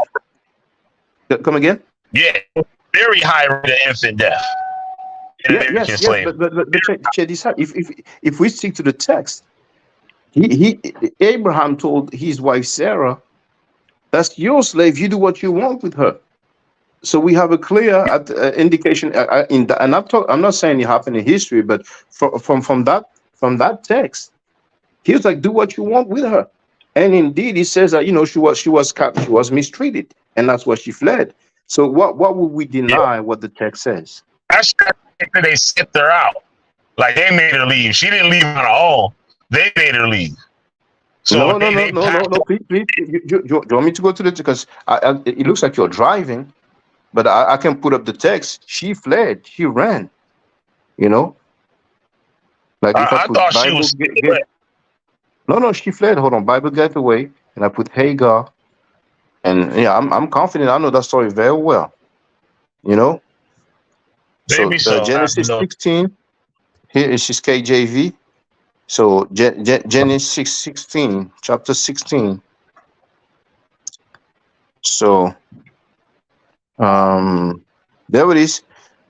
So now Sarah, Abraham's wife, bare him no children, and she had a handmaid, an Egyptian, whose name was Hagar. And Sarah said unto Abraham, behold now, the Lord hath restrained me from bearing. I pray thee, go in unto my maid.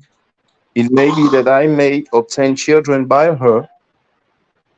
And Abraham hearkened the voice of Sarah. And Sarah, Abraham's wife, took Hagar, her maid, the Egyptian, after Abraham had dwelt 10 years in the land of Canaan, and gave her to her husband Abraham to be his wife. Oh, it's funny here says to be his wife. That's which makes it even worse because she basically mistreated another wife. And he went in onto Hagar, and probably that translation means that he went and knew her, something like that. But we can look at the Hebrew.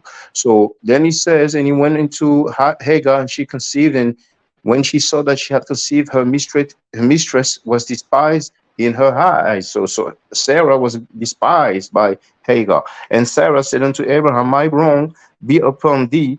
I have given my maid into thy bosom. And when she saw that she had conceived, I was despised in her eyes. The Lord judged between me and thee. But Abraham said unto Sarai, behold, thy maid is in thy hand.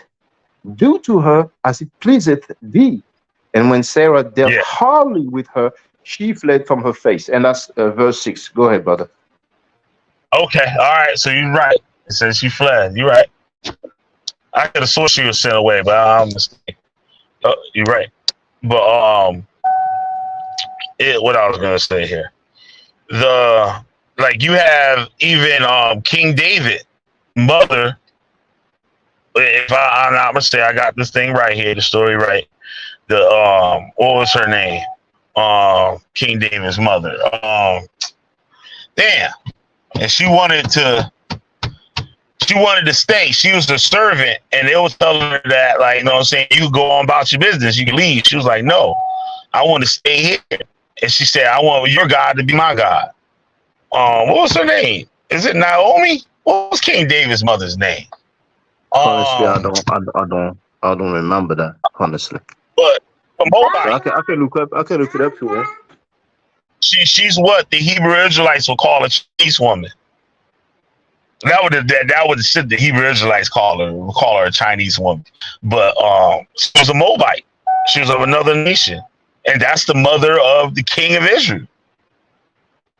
You know what I mean? And this woman if she was a slave and was treated that bad, why would she want to stay? And she said, I want your God to be my God. She denounced her whole nation and want to dwell amongst them. You also got the other story with what was her name? It's in the book of Ezra, not Ezra, the book of Esther.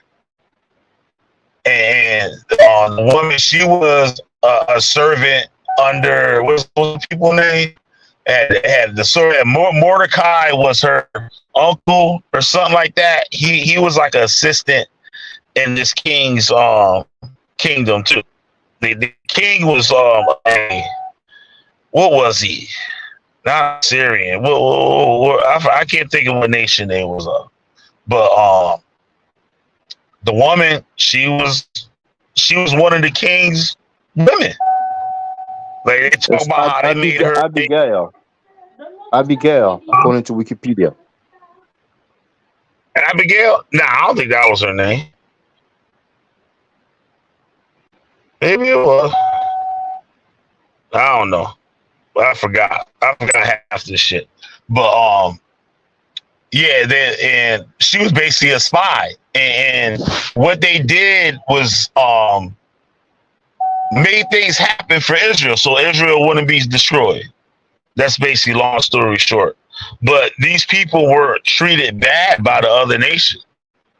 They were servants, and the woman was so beautiful that the man had her purified, where she had to sit in baths and stuff for weeks and days or whatever, and go through these different rituals to purify her. And they talked about how beautiful she was and stuff like that. But she was one of the king's main little flings.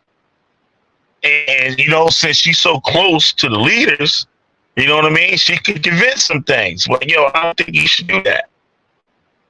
Or like, you know what I mean, be more lenient on these people or whatever. And they made a holiday after it. I can't think of the holiday either. But the holiday was created from that story. And they didn't, like, you know what I'm saying? You don't see nothing there about no craziness. But they ended up killing that dude. They ended up killing his ass. So I forgot how the story went, but it's in the book of Esther. Yeah, man, it's like, and I hear there's a lot of people that like speak against the Bible. Let's say instead of saying a lot of people, just say like Chris Harris, right? Really don't know anything about the Hebrew Israelite doctrine. He doesn't know anything about the Christian doctrine. Like, he's only been in these schools of thoughts, each one for like a year at a time. For you to call yourself some kind of expert or some shit like that, and there's so many things in there that he don't even understand. There's a lot of debates and stuff that he wanted. I'm like, Chris, it's dumb as hell. I'm like, they don't even believe that. Like, you coming up with this shit, like, there's a lot of stupid stuff, and a lot of these people that speak against the Bible don't know it. Just like you got those books like 1,000 contradictions in the Bible. I remember when I was a Hebrew Israelite, the Malachi York thing had like 101 things to ask a Hebrew Israelite. All them shits is easily answered. Easily answered. And a lot of this shit is common sense. You know what I mean? Hold on, brother. Just for the record, I hope everybody understands that I'm not defending Chris. I'm not saying you said that or think that, but I just want to say that for the record. I'm just focused. Yeah, I'm just focused on the text. And when I say the text, I mean the Bible. Right. Chris is a sucker. Chris is a snake. Yeah. But I just want to tell Andrew Boone, I was trying to put a comment, but for my mobile phone, he would not let me. And he wrote to my ask point, Hagar didn't have a choice about having sex with Abraham. Not speaking to being abused. Those are two different subjects. I do speak of her being abused as well. And this is Genesis chapter 16, verse 6. It clearly says that she was treated hardly by Sarah, and then she fled. So now, are you saying there's no contradiction in the Bible? Not really.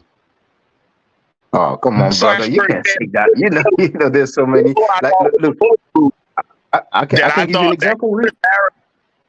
Let me show you an example, right?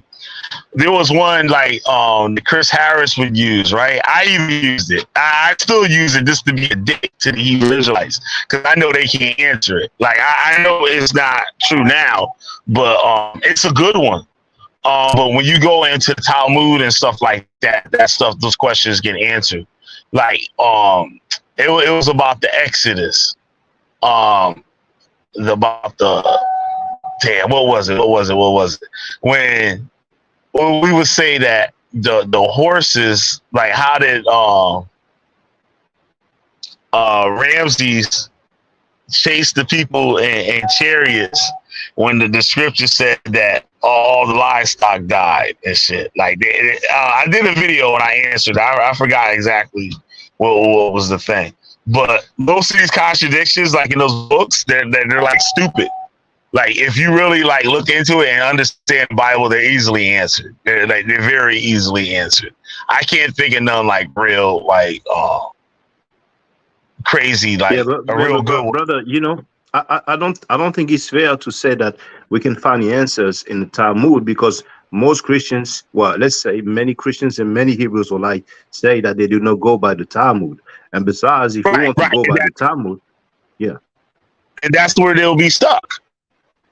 That's where yeah, yeah. they'll be But stuck at. the thing is that, when we talk about the Talmud, we specify the Babylonian Talmud, or the Midrash, Rabbah, and Mishnah, and all these things.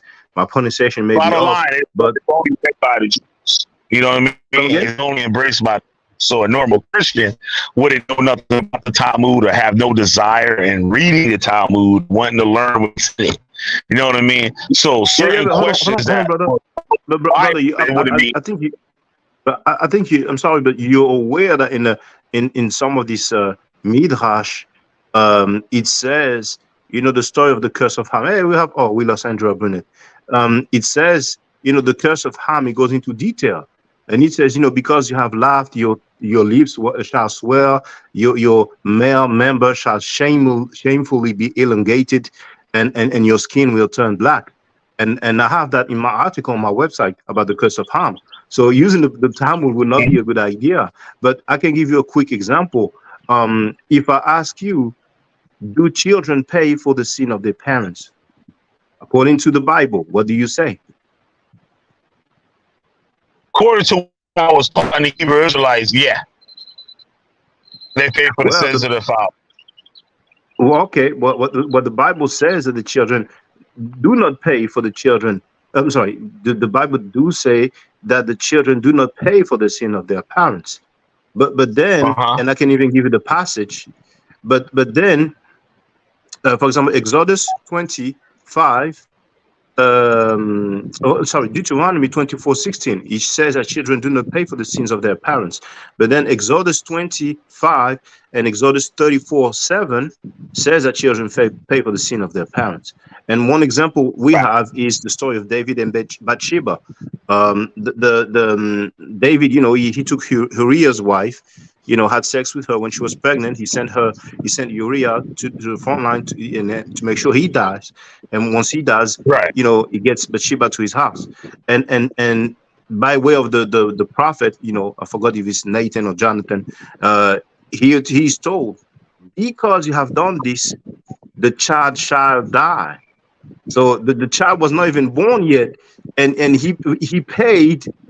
He paid because of that. I mean, I'm not 100% sure. Maybe he was born, he was an infant, but he was told, as she was pregnant, that he shall die because David had done that. Now the child was innocent, but feel free. And we have Andrew. How you doing, Andrew?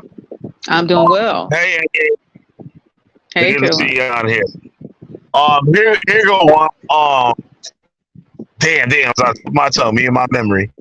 What was it? What was it? Tip of my. That would have been a good contradiction. Okay, I got it right. They say a man shall not lie with a man, right? As lie with a woman, but then. Or a feminine man cannot enter the kingdom of heaven. This is better. This is more straightforward. New Testament says a feminine man can't enter the kingdom of heaven, right? But then you got in the Old Testament is that the eunuch have a special place, a special memorial, and a place in the kingdom of heaven. And the eunuch is a man that got castrated. So he's a feminine man. He has lower testosterone. So in most cases, interpretation. A man who's castrated, we cannot label him effeminate because of that. In my opinion, that's a matter of that's suggestive. But when you find people that have been castrated and stuff like that, they talk feminine or bring on a feminine vibe or trait, or whatever you call it, because they no longer have testosterone. They're no longer developing testosterone, so they're like woman-like. Like we see eunuchs in movies and stuff. They might even dress like a man, but they have a feminine side to them. A lot of countries, the eunuchs, they dress like women. You know what I mean? And the scriptures like talk about that. And then you have You have things like David and Jonathan, right? And a lot of people say, "Oh, those are fucking gay lovers." I don't know how far that shit is. This shit that's just kind of out there. But you would have things like a man should not lie with a man. But when you go into the text, it doesn't say that. It says a man should not lie with a boy. You know what I mean? So when you go into shit, there's a lot of things can get easily solved when you go into the original language. Like one thing that we was taught, that's true, right? About John 3:16, God so loved the world that he gave his only begotten son, right? Now it says God so loved the world. When you go in the New Testament, you're gonna see the word world in there a bunch of times. But when you go into the Greek text, when you use that word world, you're going to see 3 different words. In one instance, where they use the word world, it's going to have a different word than another text that uses the word world. Different world, and it's going to have a different meaning. So what we was taught when it says God so loved the world that he gave his only begotten son, in translation, it would be God loved the organization. Yeah, but So brother, basically, you see this, brother, this is something very important because you say we were taught many times. What matters is what the text says, and you can challenge me on that if you want. I can go live. Which you should not be in denial, dear brother. There are many contradictions in the Bible, and if you want, we can go into the Hebrew or even the Greek. I'm surprised that you mentioned the Greek because I wouldn't expect that Hebrew Israelites would deal with the Greek, but we can do this if you want.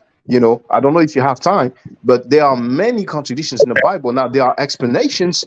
I expect the believers will not state that there are contradictions, and it's understandable because they believe in it. They believe it's either the word of God or the word inspired by God. So it doesn't surprise me that they will make that claim.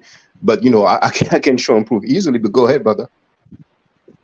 Just like there's some things that say, this king had 550,000 horses, right? And then you go to another chapter, it'll say he had 3,050 horses. And they be like, see, that's a contradiction. Like, you know what I mean? But when you're dealing with numbers, sometimes this is what I've been taught. Like, you know what I mean? It's symbolism sometimes, so you might have some esoteric stuff mixed in with some of this stuff. And like I said, it's myth and legend sprinkled with history. So it's not a real story. It's not meant to be a real story. Just like saying, Killer B back in 2023, he was fucking the Hebrew Israelites up and shit, right? Now you go to 2060, they might tell you that I was running down on them with the camp and shoot. Like, yeah, Killer B shot a whole fucking Israelite camp. Like, you know what I'm saying? Like, I'll be out of here somewhere. Like, you know what I'm saying? And that would be the legend. You know what I mean? No, brother. Brother, you know what I wouldn't wear, brother? That nigga ain't cut down a damn cherry tree. But that's the legend. Say, I cannot tell a lie. Like, you know what I mean? You know what I wouldn't wear, brother? Because when you have the Bible and different words, we can look at the attestation. We can see how they were used. It's like the word to fast. The brother from FOPE or FOPE, Shaw, and I don't have anything against him. We had a good convo. He said he'd get back to me and show me the word from the dictionary. He never did, and I know why. Because in Deuteronomy, now, I forgot if it is chapter 22, verse 28, or chapter 28, verse 22. But when he says, if a man finds a virgin that is not betrothed, and he lays hold on her, there's many different translations in English, but the Hebrew is to fast, which means, to basically to grab by force. And that's why they translated as rape. You see? So we can see to fast used, and, it talks about a siege when some people took hold of a city. So the brother Shah was saying that to fast means seduce, which is absolutely false. But so why they do that?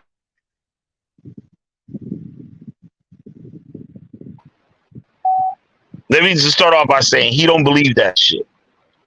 He needs that to get followers. See, See now, he from the dude from leader FOP. He from the original school. He from the original school. He know the teacher. Nathaniel Ben Israel from IUIC. He from the original school. He know the true teachers. Tahar from GMS. He from the original school. Hana from the original school. They know the teacher. But hold on, brother. Kiddubi, let me ask you. Now, do you agree when it's translated in English as rape? Yes. Do you agree or not? Yes. Okay, so that's why, because you asked a question why he does that or why he says that. Because obviously it's not fly to go around and admit that in the Bible it's permissible to rape, and if the guy is caught, if they are caught, then the guy shall pay. All of them been doing it for longer than they've been on the internet. They've been doing it, but longer than they've been on the internet. You know what I'm saying? Like I said, they've been doing what, brother? They've been doing what? Listen, you gotta pay attention. What he's saying to you and all that shit, his excuse, he don't even believe that shit. He don't believe it. What it is a marketing strategy to get people in his group. How many people you think that you're gonna get saying that, oh yeah, you go around just raping women? GMS does. They're keeping it real. Right. GMS keep that shit funky. GMS keep the real. That's why I said out of all the Hebrew Israelites, GMS is the only one out there that's teaching what the Hebrew Israelite doctrine is. Out of all of them. All these other ones, IUIC, the new ISUPK, FOPI, all of that. Know what they're doing? They going against that because Tahar was the lead Hebrew Israelite on the internet. He got the most traction. So what they had to do was discredit Tahar. And that's the easiest way to discredit him or to make the man look bad. Just like they'll say, oh, Killer B and shit beat women. Killer B gay. Killer B molest children and shit like that. They gotta say that. Because when you say that, people will back away from you. They'll back away from you. Even if they don't think it's true, they're gonna step back a little bit. Right? So for them to get ahead, they had to come up with a different doctrine. Because now what they saying, IUSUPK said, no, we don't rape women. But you see that happening in their camp. ISUPK, IUIC said the same thing. But you see women fucking getting the same shit done to them. You know what I mean? You see this motherfuckers mess with little girls. I think, if I'm not mistaken, I could be lying. Forgive me if I'm lying, but FOP had somebody in their camp that was messing with some little girls. ISUPK, IUIC. You go all the way down the line. And you don't see these people being recommended or being put on blast or being put out or none of that shit for doing it. Know why? Because they all believe it. See, when you join, they tell you that little stuff, but when you join and get ranked, you're going to have some inside teachings that the normal newbie that's coming in the group not going to know. Like they would have the term being called drinking milk and eating meat. So a beginner could only drink milk. Just like a baby could only digest milk. Like you can't feed a newborn baby a cheeseburger. You'll throw up. This is what they teach you now. They say you have to get milk. So you get the small information that as you grow in this cold, then you start to get the meat. And the meat is those deep lessons. Stuff that most people don't know. You know what I mean? That's what they bring it to you. So that's what those great doctrine, the doctrine about you can kill your motherfucking wife. You get in a fight and your wife try to break up the fight, you can kill her. That's when you get those scriptures. You know what I mean? That somebody might said we're not supposed to go out there and try to rush the end of the world to try to rush Yahweh Shai coming back, but you never know. The Most High might put a spirit on a brother to set this thing off. They'll tell brothers oh, you can't go take the kingdom now. You know, like how they had the riots and stuff this little while ago, the George Floyd riots and shit. Like, the Hebrew Israelites wasn't out there. That would be the perfect time. But they said, Hebrew, no, you're going to know this shit going down. But you never know. Most High spirit on brother to set the thing off. And that's when it comes to these people getting these bright ass ideas. Oh, I'm going to kill my girl because she don't want to be a Hebrew Israelite no more, and she don't want to follow me. You know what I mean? It's a game. It's a game. So you can't take these people serious. When they come on your show, they want you dead. They don't believe in they want you dead. Don't think that they nice with you. Don't think that, oh, he's a cool brother, he's civil with me. No, they want you to die. They want me, you, Andrea, all our asses to die. Straight up. If somebody we got hit by a truck or somebody blew our goddamn heads off right now and shit, they'll be praised the Most High. That's what they would say. So never get that twisted. Never get that twisted. FOPE, they only come on your show because no matter what you say to them, they believe that speaking whatever they call the truth is gonna truck that and bring people in to follow them. They never came back after that. After the guy claimed that Tafas means to seduce, they never came back because he lied on air, and he would not admit that he lied. You know. So they got to say all their elders are liars because they still believe Masha is King David. All of them niggas believe these motherfuckers is reincarnations of the people of the Bible. They believe Tahar is Paul. All of them do. All of them. Nathaniel said they got video. I was in the cult. They got video on the internet somewhere. It's still up. Where him and Yawasop telling people that that Masha is King David. They say y'all brothers don't have to believe it, but we telling you what we believe and stuff like that. And now Masha believe that you can have little girls and shit like that. So who is them to speak against goddamn King David? King David in the flesh. Who are they? So it's a game. It's a game. They know the drill treat, but they say be sly as a serpent, but harmless as a dove. See, I'm gonna show you this little things how they think. They'll use these little scriptures, these little verses, to justify the things that they do. Like they can lie to you. Since you a non-believer or say of another nation, they can lie to you. They can manipulate you. They can do everything that their book says not to do. To you. Long as it's to you. Hey, Pizzo is in the chat, brother. How you doing, Pizzo? Hey, don't cuss him out, please. Don't cuss him out. Don't cuss him out. But like him, he don't even know nothing. He in another damn country.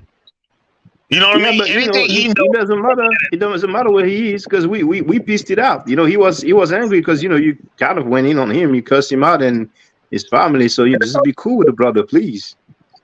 Nigga out again too. You know what it is. Come again? No, don't cuss him out. Every goddamn bit of that shit. Hold me on. No, man. I'm gonna leave, man. If he's that drama, man, you know what I'm saying? Because he went on Sanetta. Charlie said I was beating on my baby moms when he was the other way around. It's my baby moms who hit on me. You know what I'm saying? The neighbor came and separated, and I put the audio for the public to hear, you know, and he came later on, you know what I'm saying? So he wrote peace. I'm easy. It really is easy. I don't know why you went on the wrong foot. I kind of dictate though, you know, brother, it'll be. But I would just ask you kindly. It's better to have friends or allies than enemies. There's no need to curse him out. These niggas. I just finished telling you, Shaka. I just finished telling you. They want you to die. I don't know what part of them. Some of them maybe, but not all. All of them want you to die. When they gotta come back, what's gonna happen to you? You think you just gonna be sitting there chilling with them? You think you be sitting there chilling them with a hawk and shit and say hotel? You and Hezekiah, King Hezekiah had unks on his royal seal, so he was down with the unk too. So what happened to him then? I don't know. I don't know what was going on with that. But according to Hebrew Israelite doctrine, your ass got to die. And know when you come back, right, and they leave you alone after they kill you, they'll have some kids and you come through their kids. You'll come back into the world through their kids. Because the promise was given to Israel. So God's not going to go back on his promise. So all Israel will be saved. But when that first kingdom roll in, all y'all niggas got to die. If you're not down with the program, you got to die. Well, and God doesn't keep his promises according to the Bible, brother. Huh? According to the Bible, God doesn't keep his promises. Yeah, didn't he promise Abraham the land of Canaan? You talking about when he said, "Oh, I repented," right? It says God don't repent. No, I'm not talking about.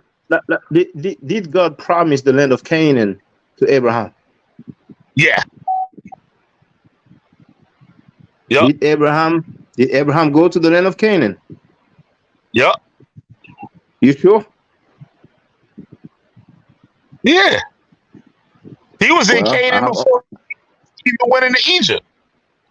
I have otherwise. Let me tell you the passage. So if I put Genesis 17:8, God promised the land of Canaan to Abraham. Genesis 25:8, Abraham dies, the promise is not kept. You want me to read the passage? Okay, I got what you're saying. It's not saying that if he didn't go to, I believe Abraham went through Canaan, right? Well, you can believe it, but you need to see what the text says. You can believe it. What does the text say? It's talking about his seed. It's talking about the people of him. There goes the excuses. There goes the interpretation. It's like, we can all do that. Israel, right? When they say Israel, you think of Israel as a whole people. But Israel is Jacob. Jacob's name was changed to Israel. But when we say Israel today, Israel is the whole people. You know what I mean? That's an interpretation. I mean, we can all make interpretations. But once again, when we're dealing with the Bible, what the primary thing is what the text says. You know what I'm saying? Yeah. And that's earlier, what doing. They was taking those questions, and they was having thought over, and they was speaking over it and coming up with the best conclusion they could come up with. But I believe that would be simple though, saying that Abraham would inherit the land of Canaan, but he dies and never gets there and shit. But like, they're not talking about Abraham personally. They're talking about the people of it, because the whole thing behind Abraham was that his people will be blessed. Like, you got Abraham, saying that's the person, he lived however long and shit. But the thing, the basis of the thing was for the people that follow him, not him personally. So I would say that's brother, speaking of. I hear you.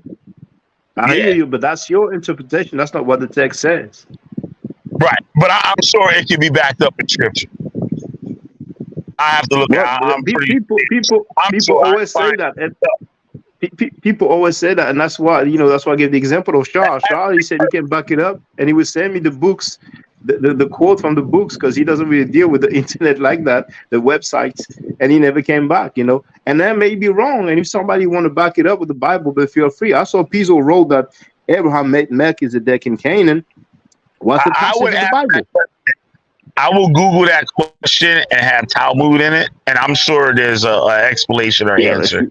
if you add Talmud, then once again, I can quote where it says that black people were definitely cursed and they turned black with thick lips and big male members because he laughed because Canaan laughed. I don't think that's in there. Are you sure that's in there? Because there's a lot of things that people say are in the Talmud that aren't in there. I believe there's something like that in there, but I don't believe it's to that point. Well, it is to that point, but then again, I never personally. It is on my website.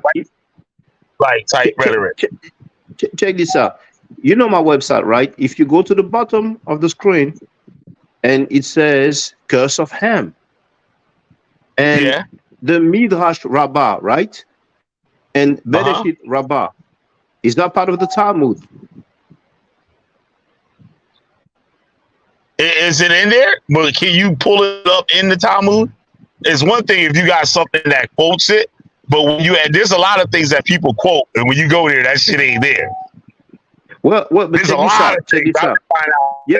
Well, that people I don't read the like Hebrew, the whole thing but about Christmas and like what is it? Astaroth and all that shit. Ain't none of that shit in there. Like when it talks about the Sumerians and you know how they say where how Christmas came about as a Babylonian holiday and how the Christmas tree is. Ain't none of that shit in there. You can't find that. People but hold on, brother. Check this out. Check this out. I can give you the book. It's called The Hebrew Myths by Robert Grave and Raphael Patai, Patai. And let me just read it for you.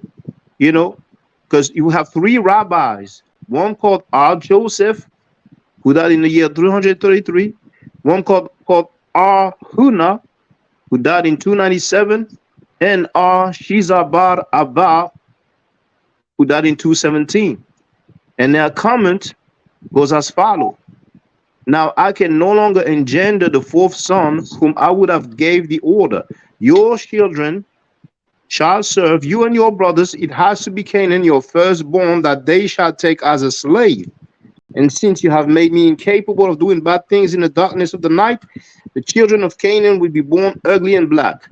Also, because you have stretched yourself to see my nudity, the hair of your grandchildren will curl so that it turns nappy and their eyes will be red. Also, because your lips have joked about my misfortune, yours will swell. And since you had lack of respect for my nudity, they shall go around naked, and their virile part extend ignobly.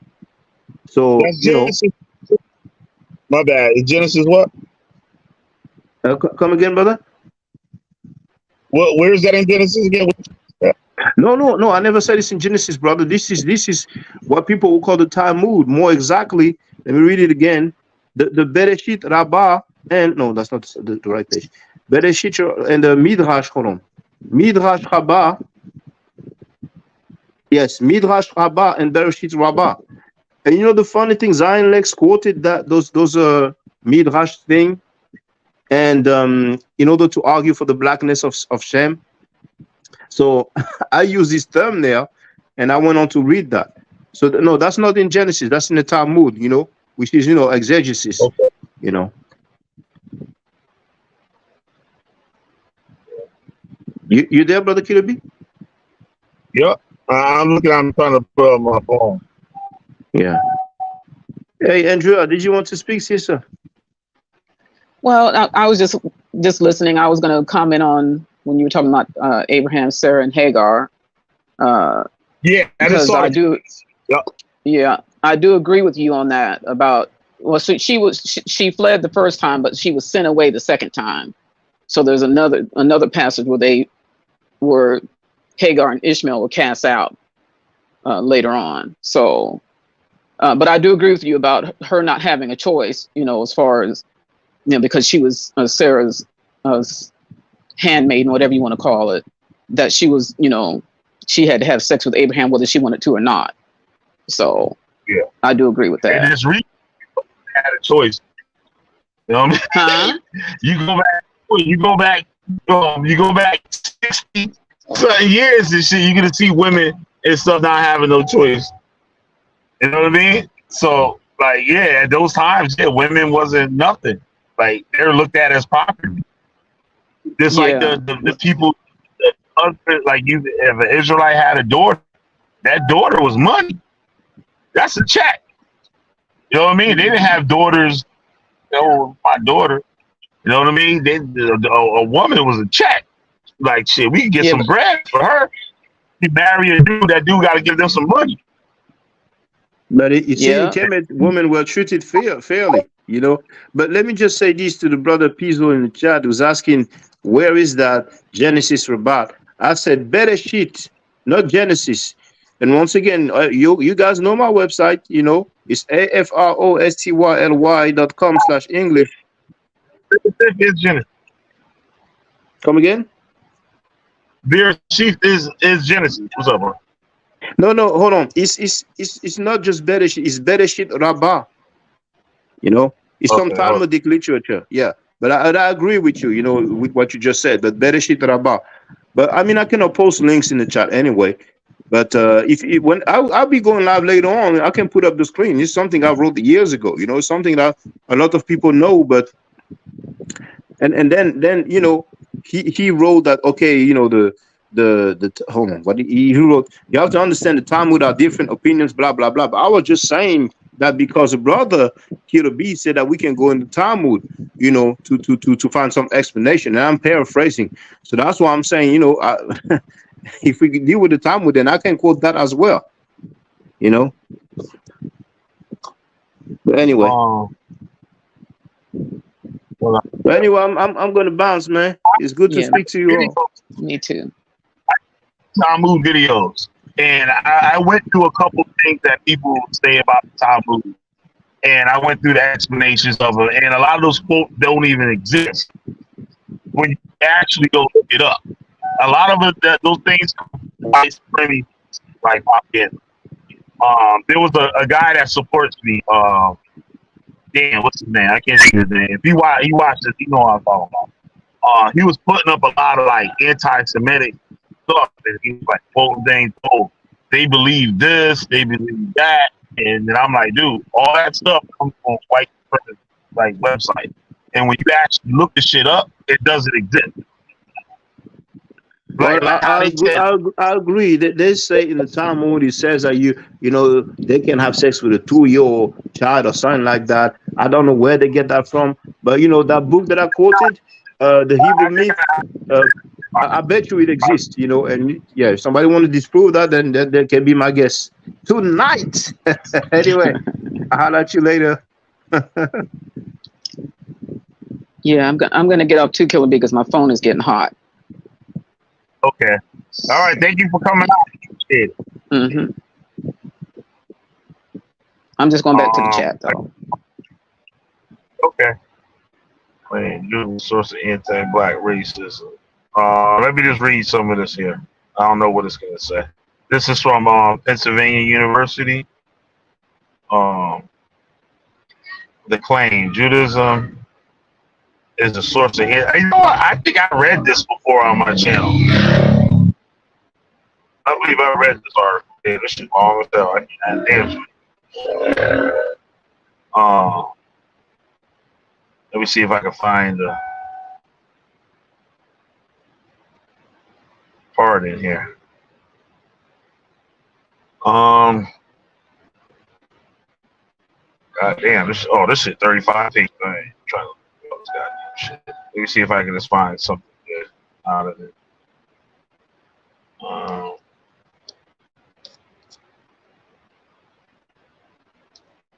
What's up, Plate Warp? Never seen you here before. Thanks for coming.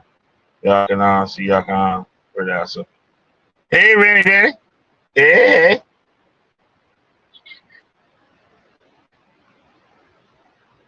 Oh.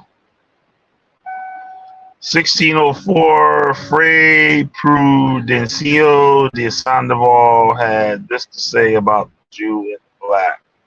Who can deny that and the descendants of Jews there persists and endures the evil inclination of the ancient ingratitude and lack of understanding, just as in the Negroes there persists the inseparable quality of the black. So it's like,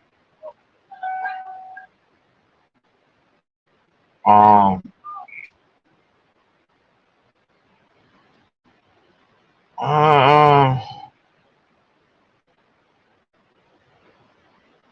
gotta find me something a little bit more streamlined. I'm not reading all this garbage.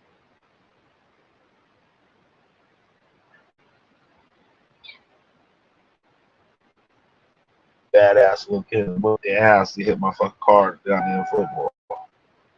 See Killer B go to jail on the other motherfucker. That nigga got a belt.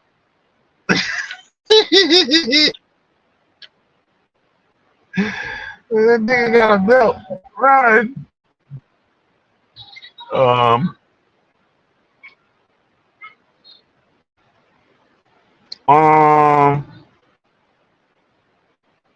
Well, actually, now that I think about it, I just saw the title of this one thing, right? It says, does the curse of Ham, well, actually, it was Canaan that was cursed. And Canaanites are black people. So it wasn't Ham that was cursed. It was Canaan that was cursed. Now, goddamn. Glad she ain't talking to me. Glad she ain't talking to me. Yeah, I don't know if y'all heard that shit. But check this out. Right? So, all right, Shaka, I got you on this one. I got you. Now, you're going by according to the Hebrew Israelite doctrine, but if we go by the, as you could say, the archaeological and the science and all that shit, Canaan ain't African people.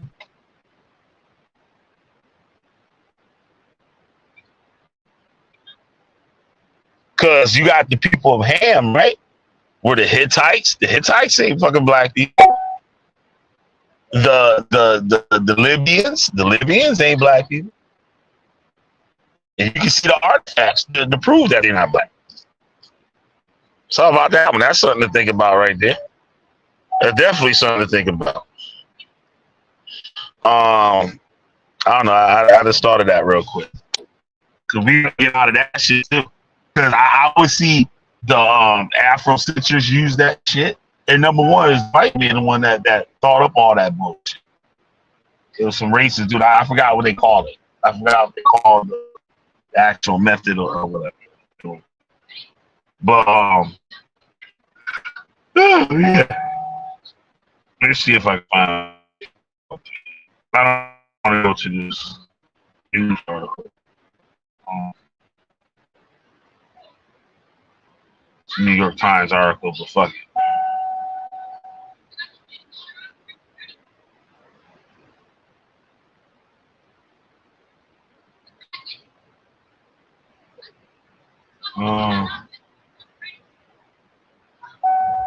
This is crazy. All right, so I can shoot this one. The Jews had a global role in slave trade. Harold Brackman denies the claim that Louis Farrakhan, head of the Nation of Islam, that Mr. Brackman, 1977 PhD dissertation, proved that the Talmud's compilers invented racism by concocting the so-called Ham myth. All right. According to Mr. Brackman, none of my conclusions correspond with this vicious label. But this is what the youthful Mr. Brackman actually wrote. The opening centuries of the Christian era constitute the interregnum in the native African record of historical achievement, separating Cush's era of the ancient prominence from the medieval accomplishments of the great Negro states of the Sudan. The same centuries formed the seedbed of Rabbinic Judaism.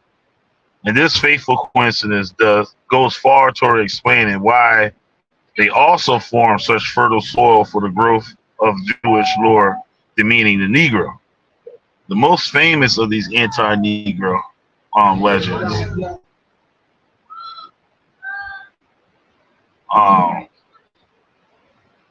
Sir about Ham and Noah's question of Canaan. There's no denying that the Babylonian Talmud was the first source to read the negrophobic content into the episode of stressing Canaan's fraternal connections with Cush. Talmudic glosses on the episode added the stigma of the blackness to the fate of enslavement that Noah predicted for Ham's genitals. Mr. Bradman cited that he called important Talmud version of it.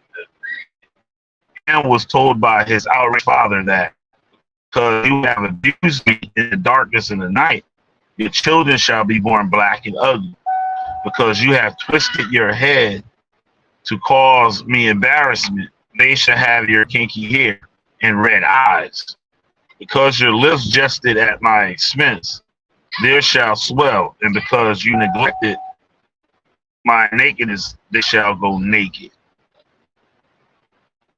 I say nothing in defense of Mr. Farrakhan, but this episode demonstrates that his Jewish establishment opponents are no better scholars than he is. And he ran. What else is out here?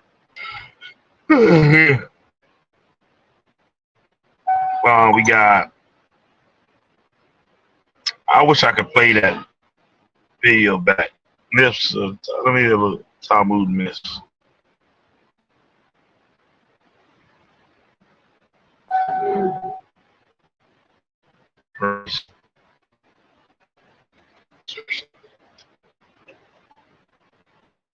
Like when people research things, sometimes you gotta research against what the fuck you looking for. You know what I mean? People just search for what they looking for, but you gotta search the opposite.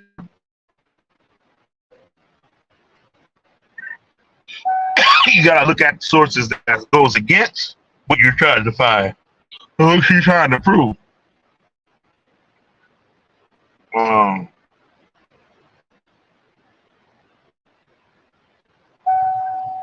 I read that article though, that University of Pennsylvania article on my show.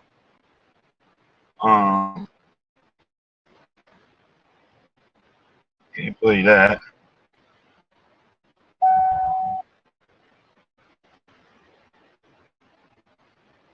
You see what it says there. I'll put the link back up in chat. Anybody will come up.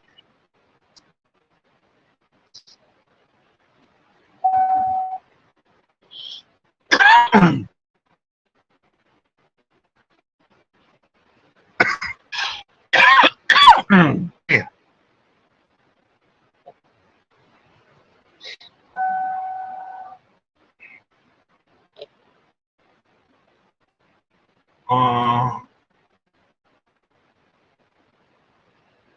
No, that one got nothing good in it.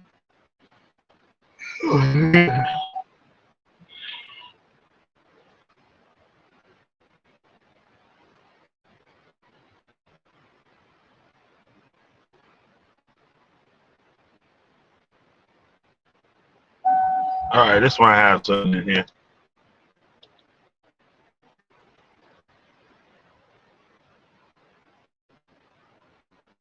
Wide feet. What the fuck? Okay, all right. Here's some good stuff here. Check this out. Here's the link. Y'all want to come up in here? It says, blackness. The Hebrew Bible itself does not seem to have negative tropes about black people. References to African Kush, the area of the modern Sudan or Ethiopia, or Kushites, do not come with negative evaluations or tropes. In fact, Moses marries a Kushite woman, and Miriam is punished for speaking negatively about this. Rabbinic literature, however, does contain negative tropes and stereotypes about black people. Okay, there we go. A wide feet, a rather benign example, is a text that engages stereotypical racial speculation about the black Africans among other groups.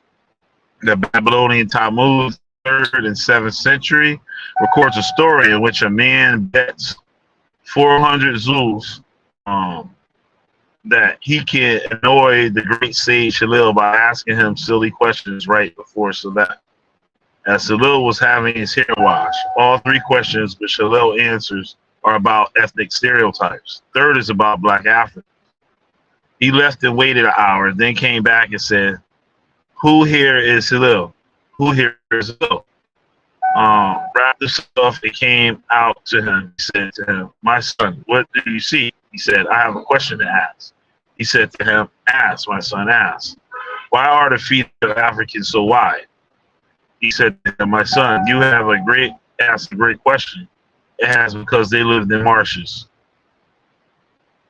The story ends, of course, with the man admitting to Hillel that he was trying to annoy him and cursing him for making him lose 400 Zulus. While this text seems to subscribe to a host of racial stereotypes that have been common in that period, it is also meant to be a collection of unimportant observations that Hillel takes seriously because he is a man of infinite patience. The point of the story might have been to showcase Hillel's long-suffering nature. The stereotype of the black Africans that is presented is unflattering and underscores their otherness. Okay.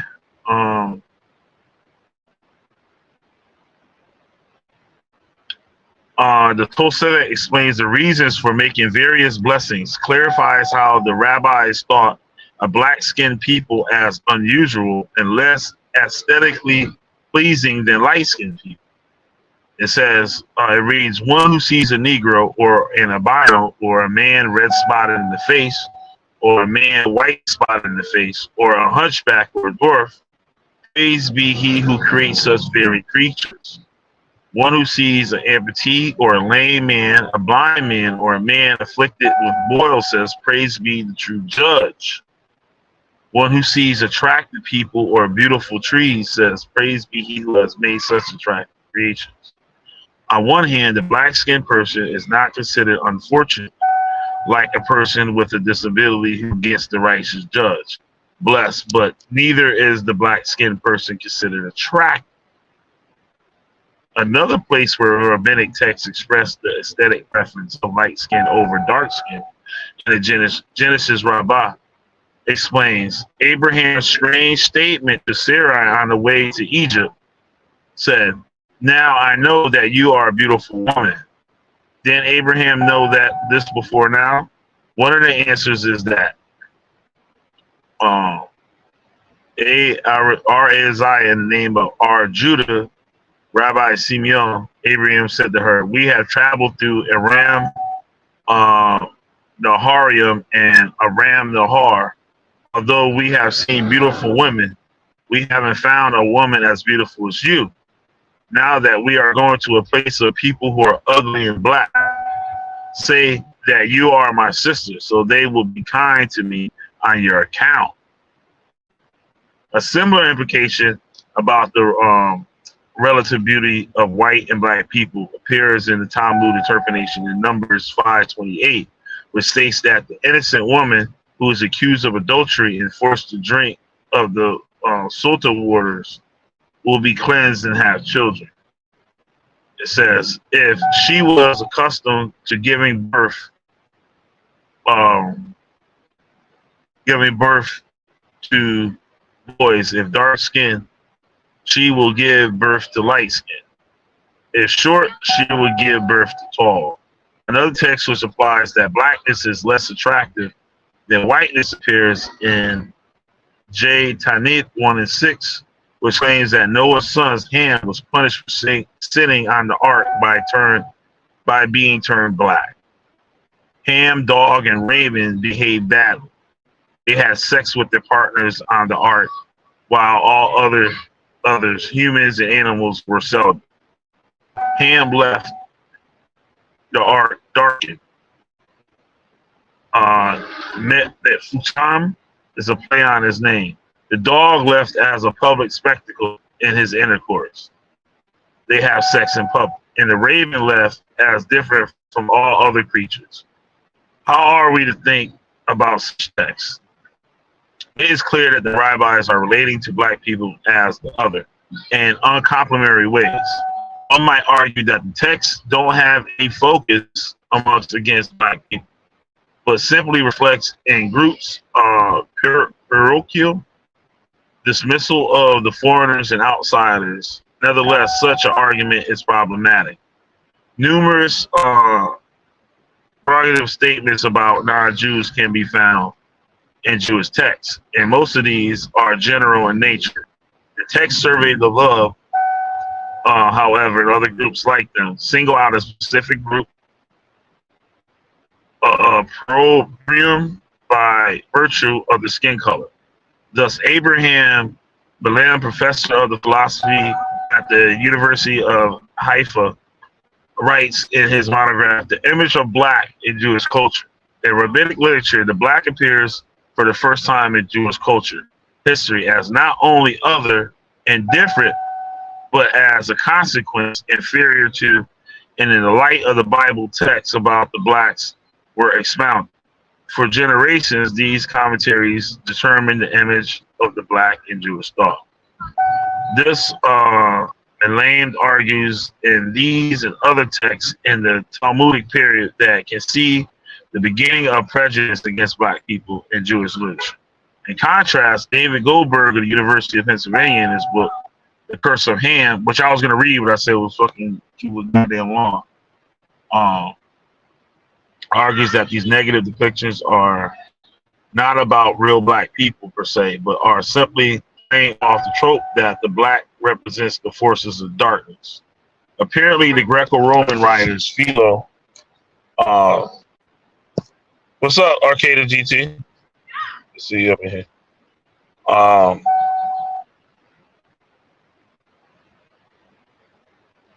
Apparently, the Greco-Roman writers, Philo, the rabbi, and the church fathers drew on a universal symbol and independently applied it to the Ethiopian.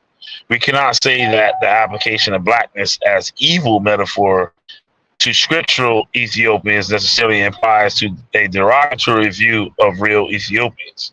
Unless we have evidence to the contrary, we cannot assume that these allegorical exegesis reflects the antipathy toward black Africans. Even if true, this argument has limited relevance, since the point is that black to the rabbis is something negative. This prepares the ground for racism, even if the rabbis themselves did not think through the nature consequence of their statements. Talk about medieval bigotry. It's a good article.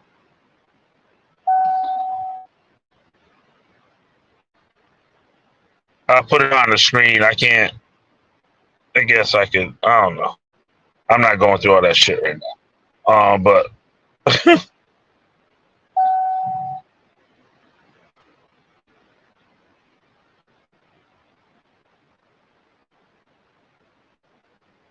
oh, okay. I should have read this one. A more problematic example appears in another passage in the Babylonian Talmud, which contains a list of 14 positive and negative sayings about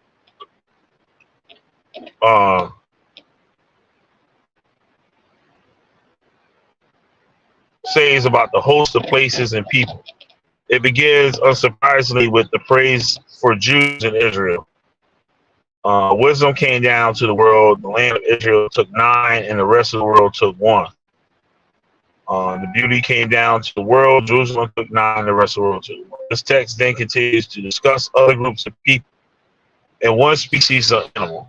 Besides the Romans, who are said to be wealthy, the Persians, who are said to be brave, the other groups are given pejorative characteristics. Babylonians are poor. Elamites are crass. Medes are lacerated. Egyptians are sorcerers. Pigs are diseased.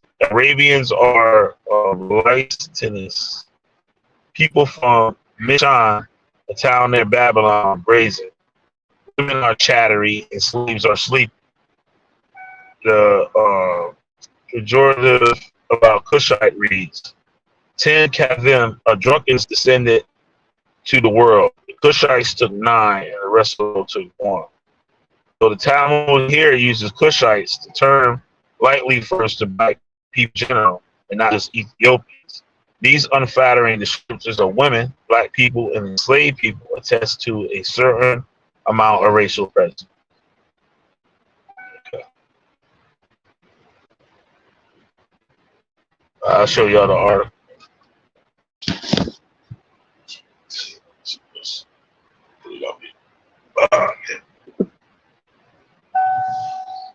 I don't know if y'all can see it.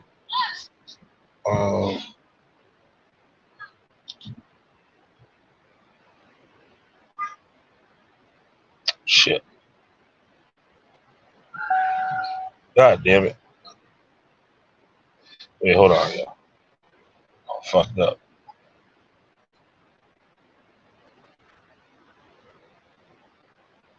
Damn. Hey, this about a bitch right here.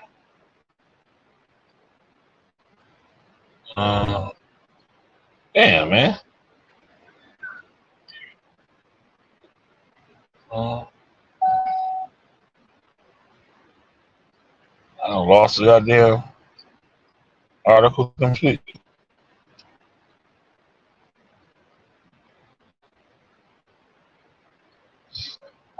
Hold on, I get it.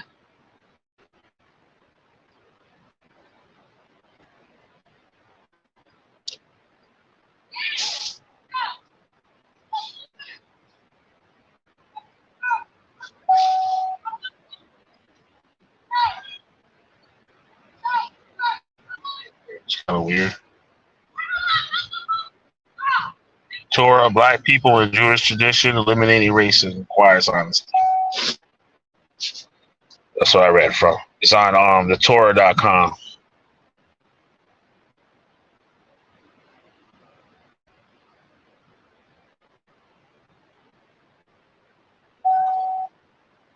Yeah, so I don't think on all that. I would say it's normal shit for people to have a certain preference for certain people, or not necessarily mistreat people, but just like somebody say, "Oh, I want to marry a white woman.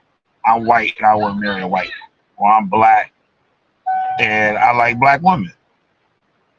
Know what I mean? That doesn't make them racist to want to do that. To say that, I don't want to marry, I don't want to marry, but I'm not attracted to marry a white woman, or I'm not attracted to a whatever person. It's like a straight person say, I'm not attracted to a motherfucker of my agenda. Say shit. It's not that they hate the people. That's just not what they're into. It's nothing wrong with that. But when you want to deny other people that want to do those things, you know what I mean? It becomes an issue. And it's not an issue where it's gonna affect you or the world, or to say like they're saying this another myth that motherfuckers are saying that white people gonna be extinct by what they say, like 2000, 20,000 or some bullshit like that. Some stupid shit like they will say white people ain't going. And they said, oh, they're trying to date black women and shit to keep their bloodline or some bullshit. Like, you know what I'm saying? Y'all know what I'm talking about. But it be a lot of stupid ass shit that people are saying. Like I saw this thing the other day. I was talking about the word woke and what it means. Woke means that you basically dumb as a motherfucker. Like when somebody say I woke this shit, I know they one of the most dumbest motherfuckers out here. Cause those are the ones that believe all the conspiracy theory, believe all the bullshit that ain't true. You know what I mean? So it's crazy. It is a bunch of craziness. It's a bunch of craziness. That's all it is. But oh,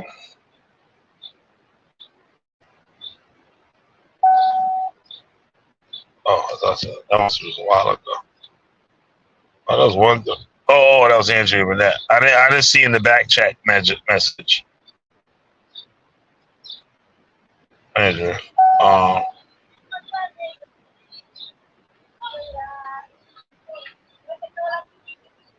See, Mexicans out this motherfucker.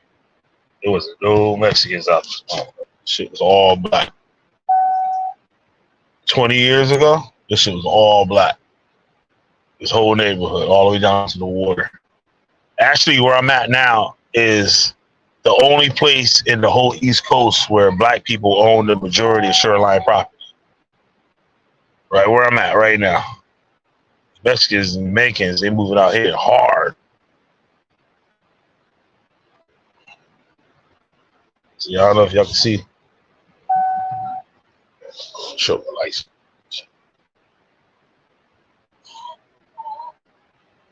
No, fuck, I ain't gonna do all that shit.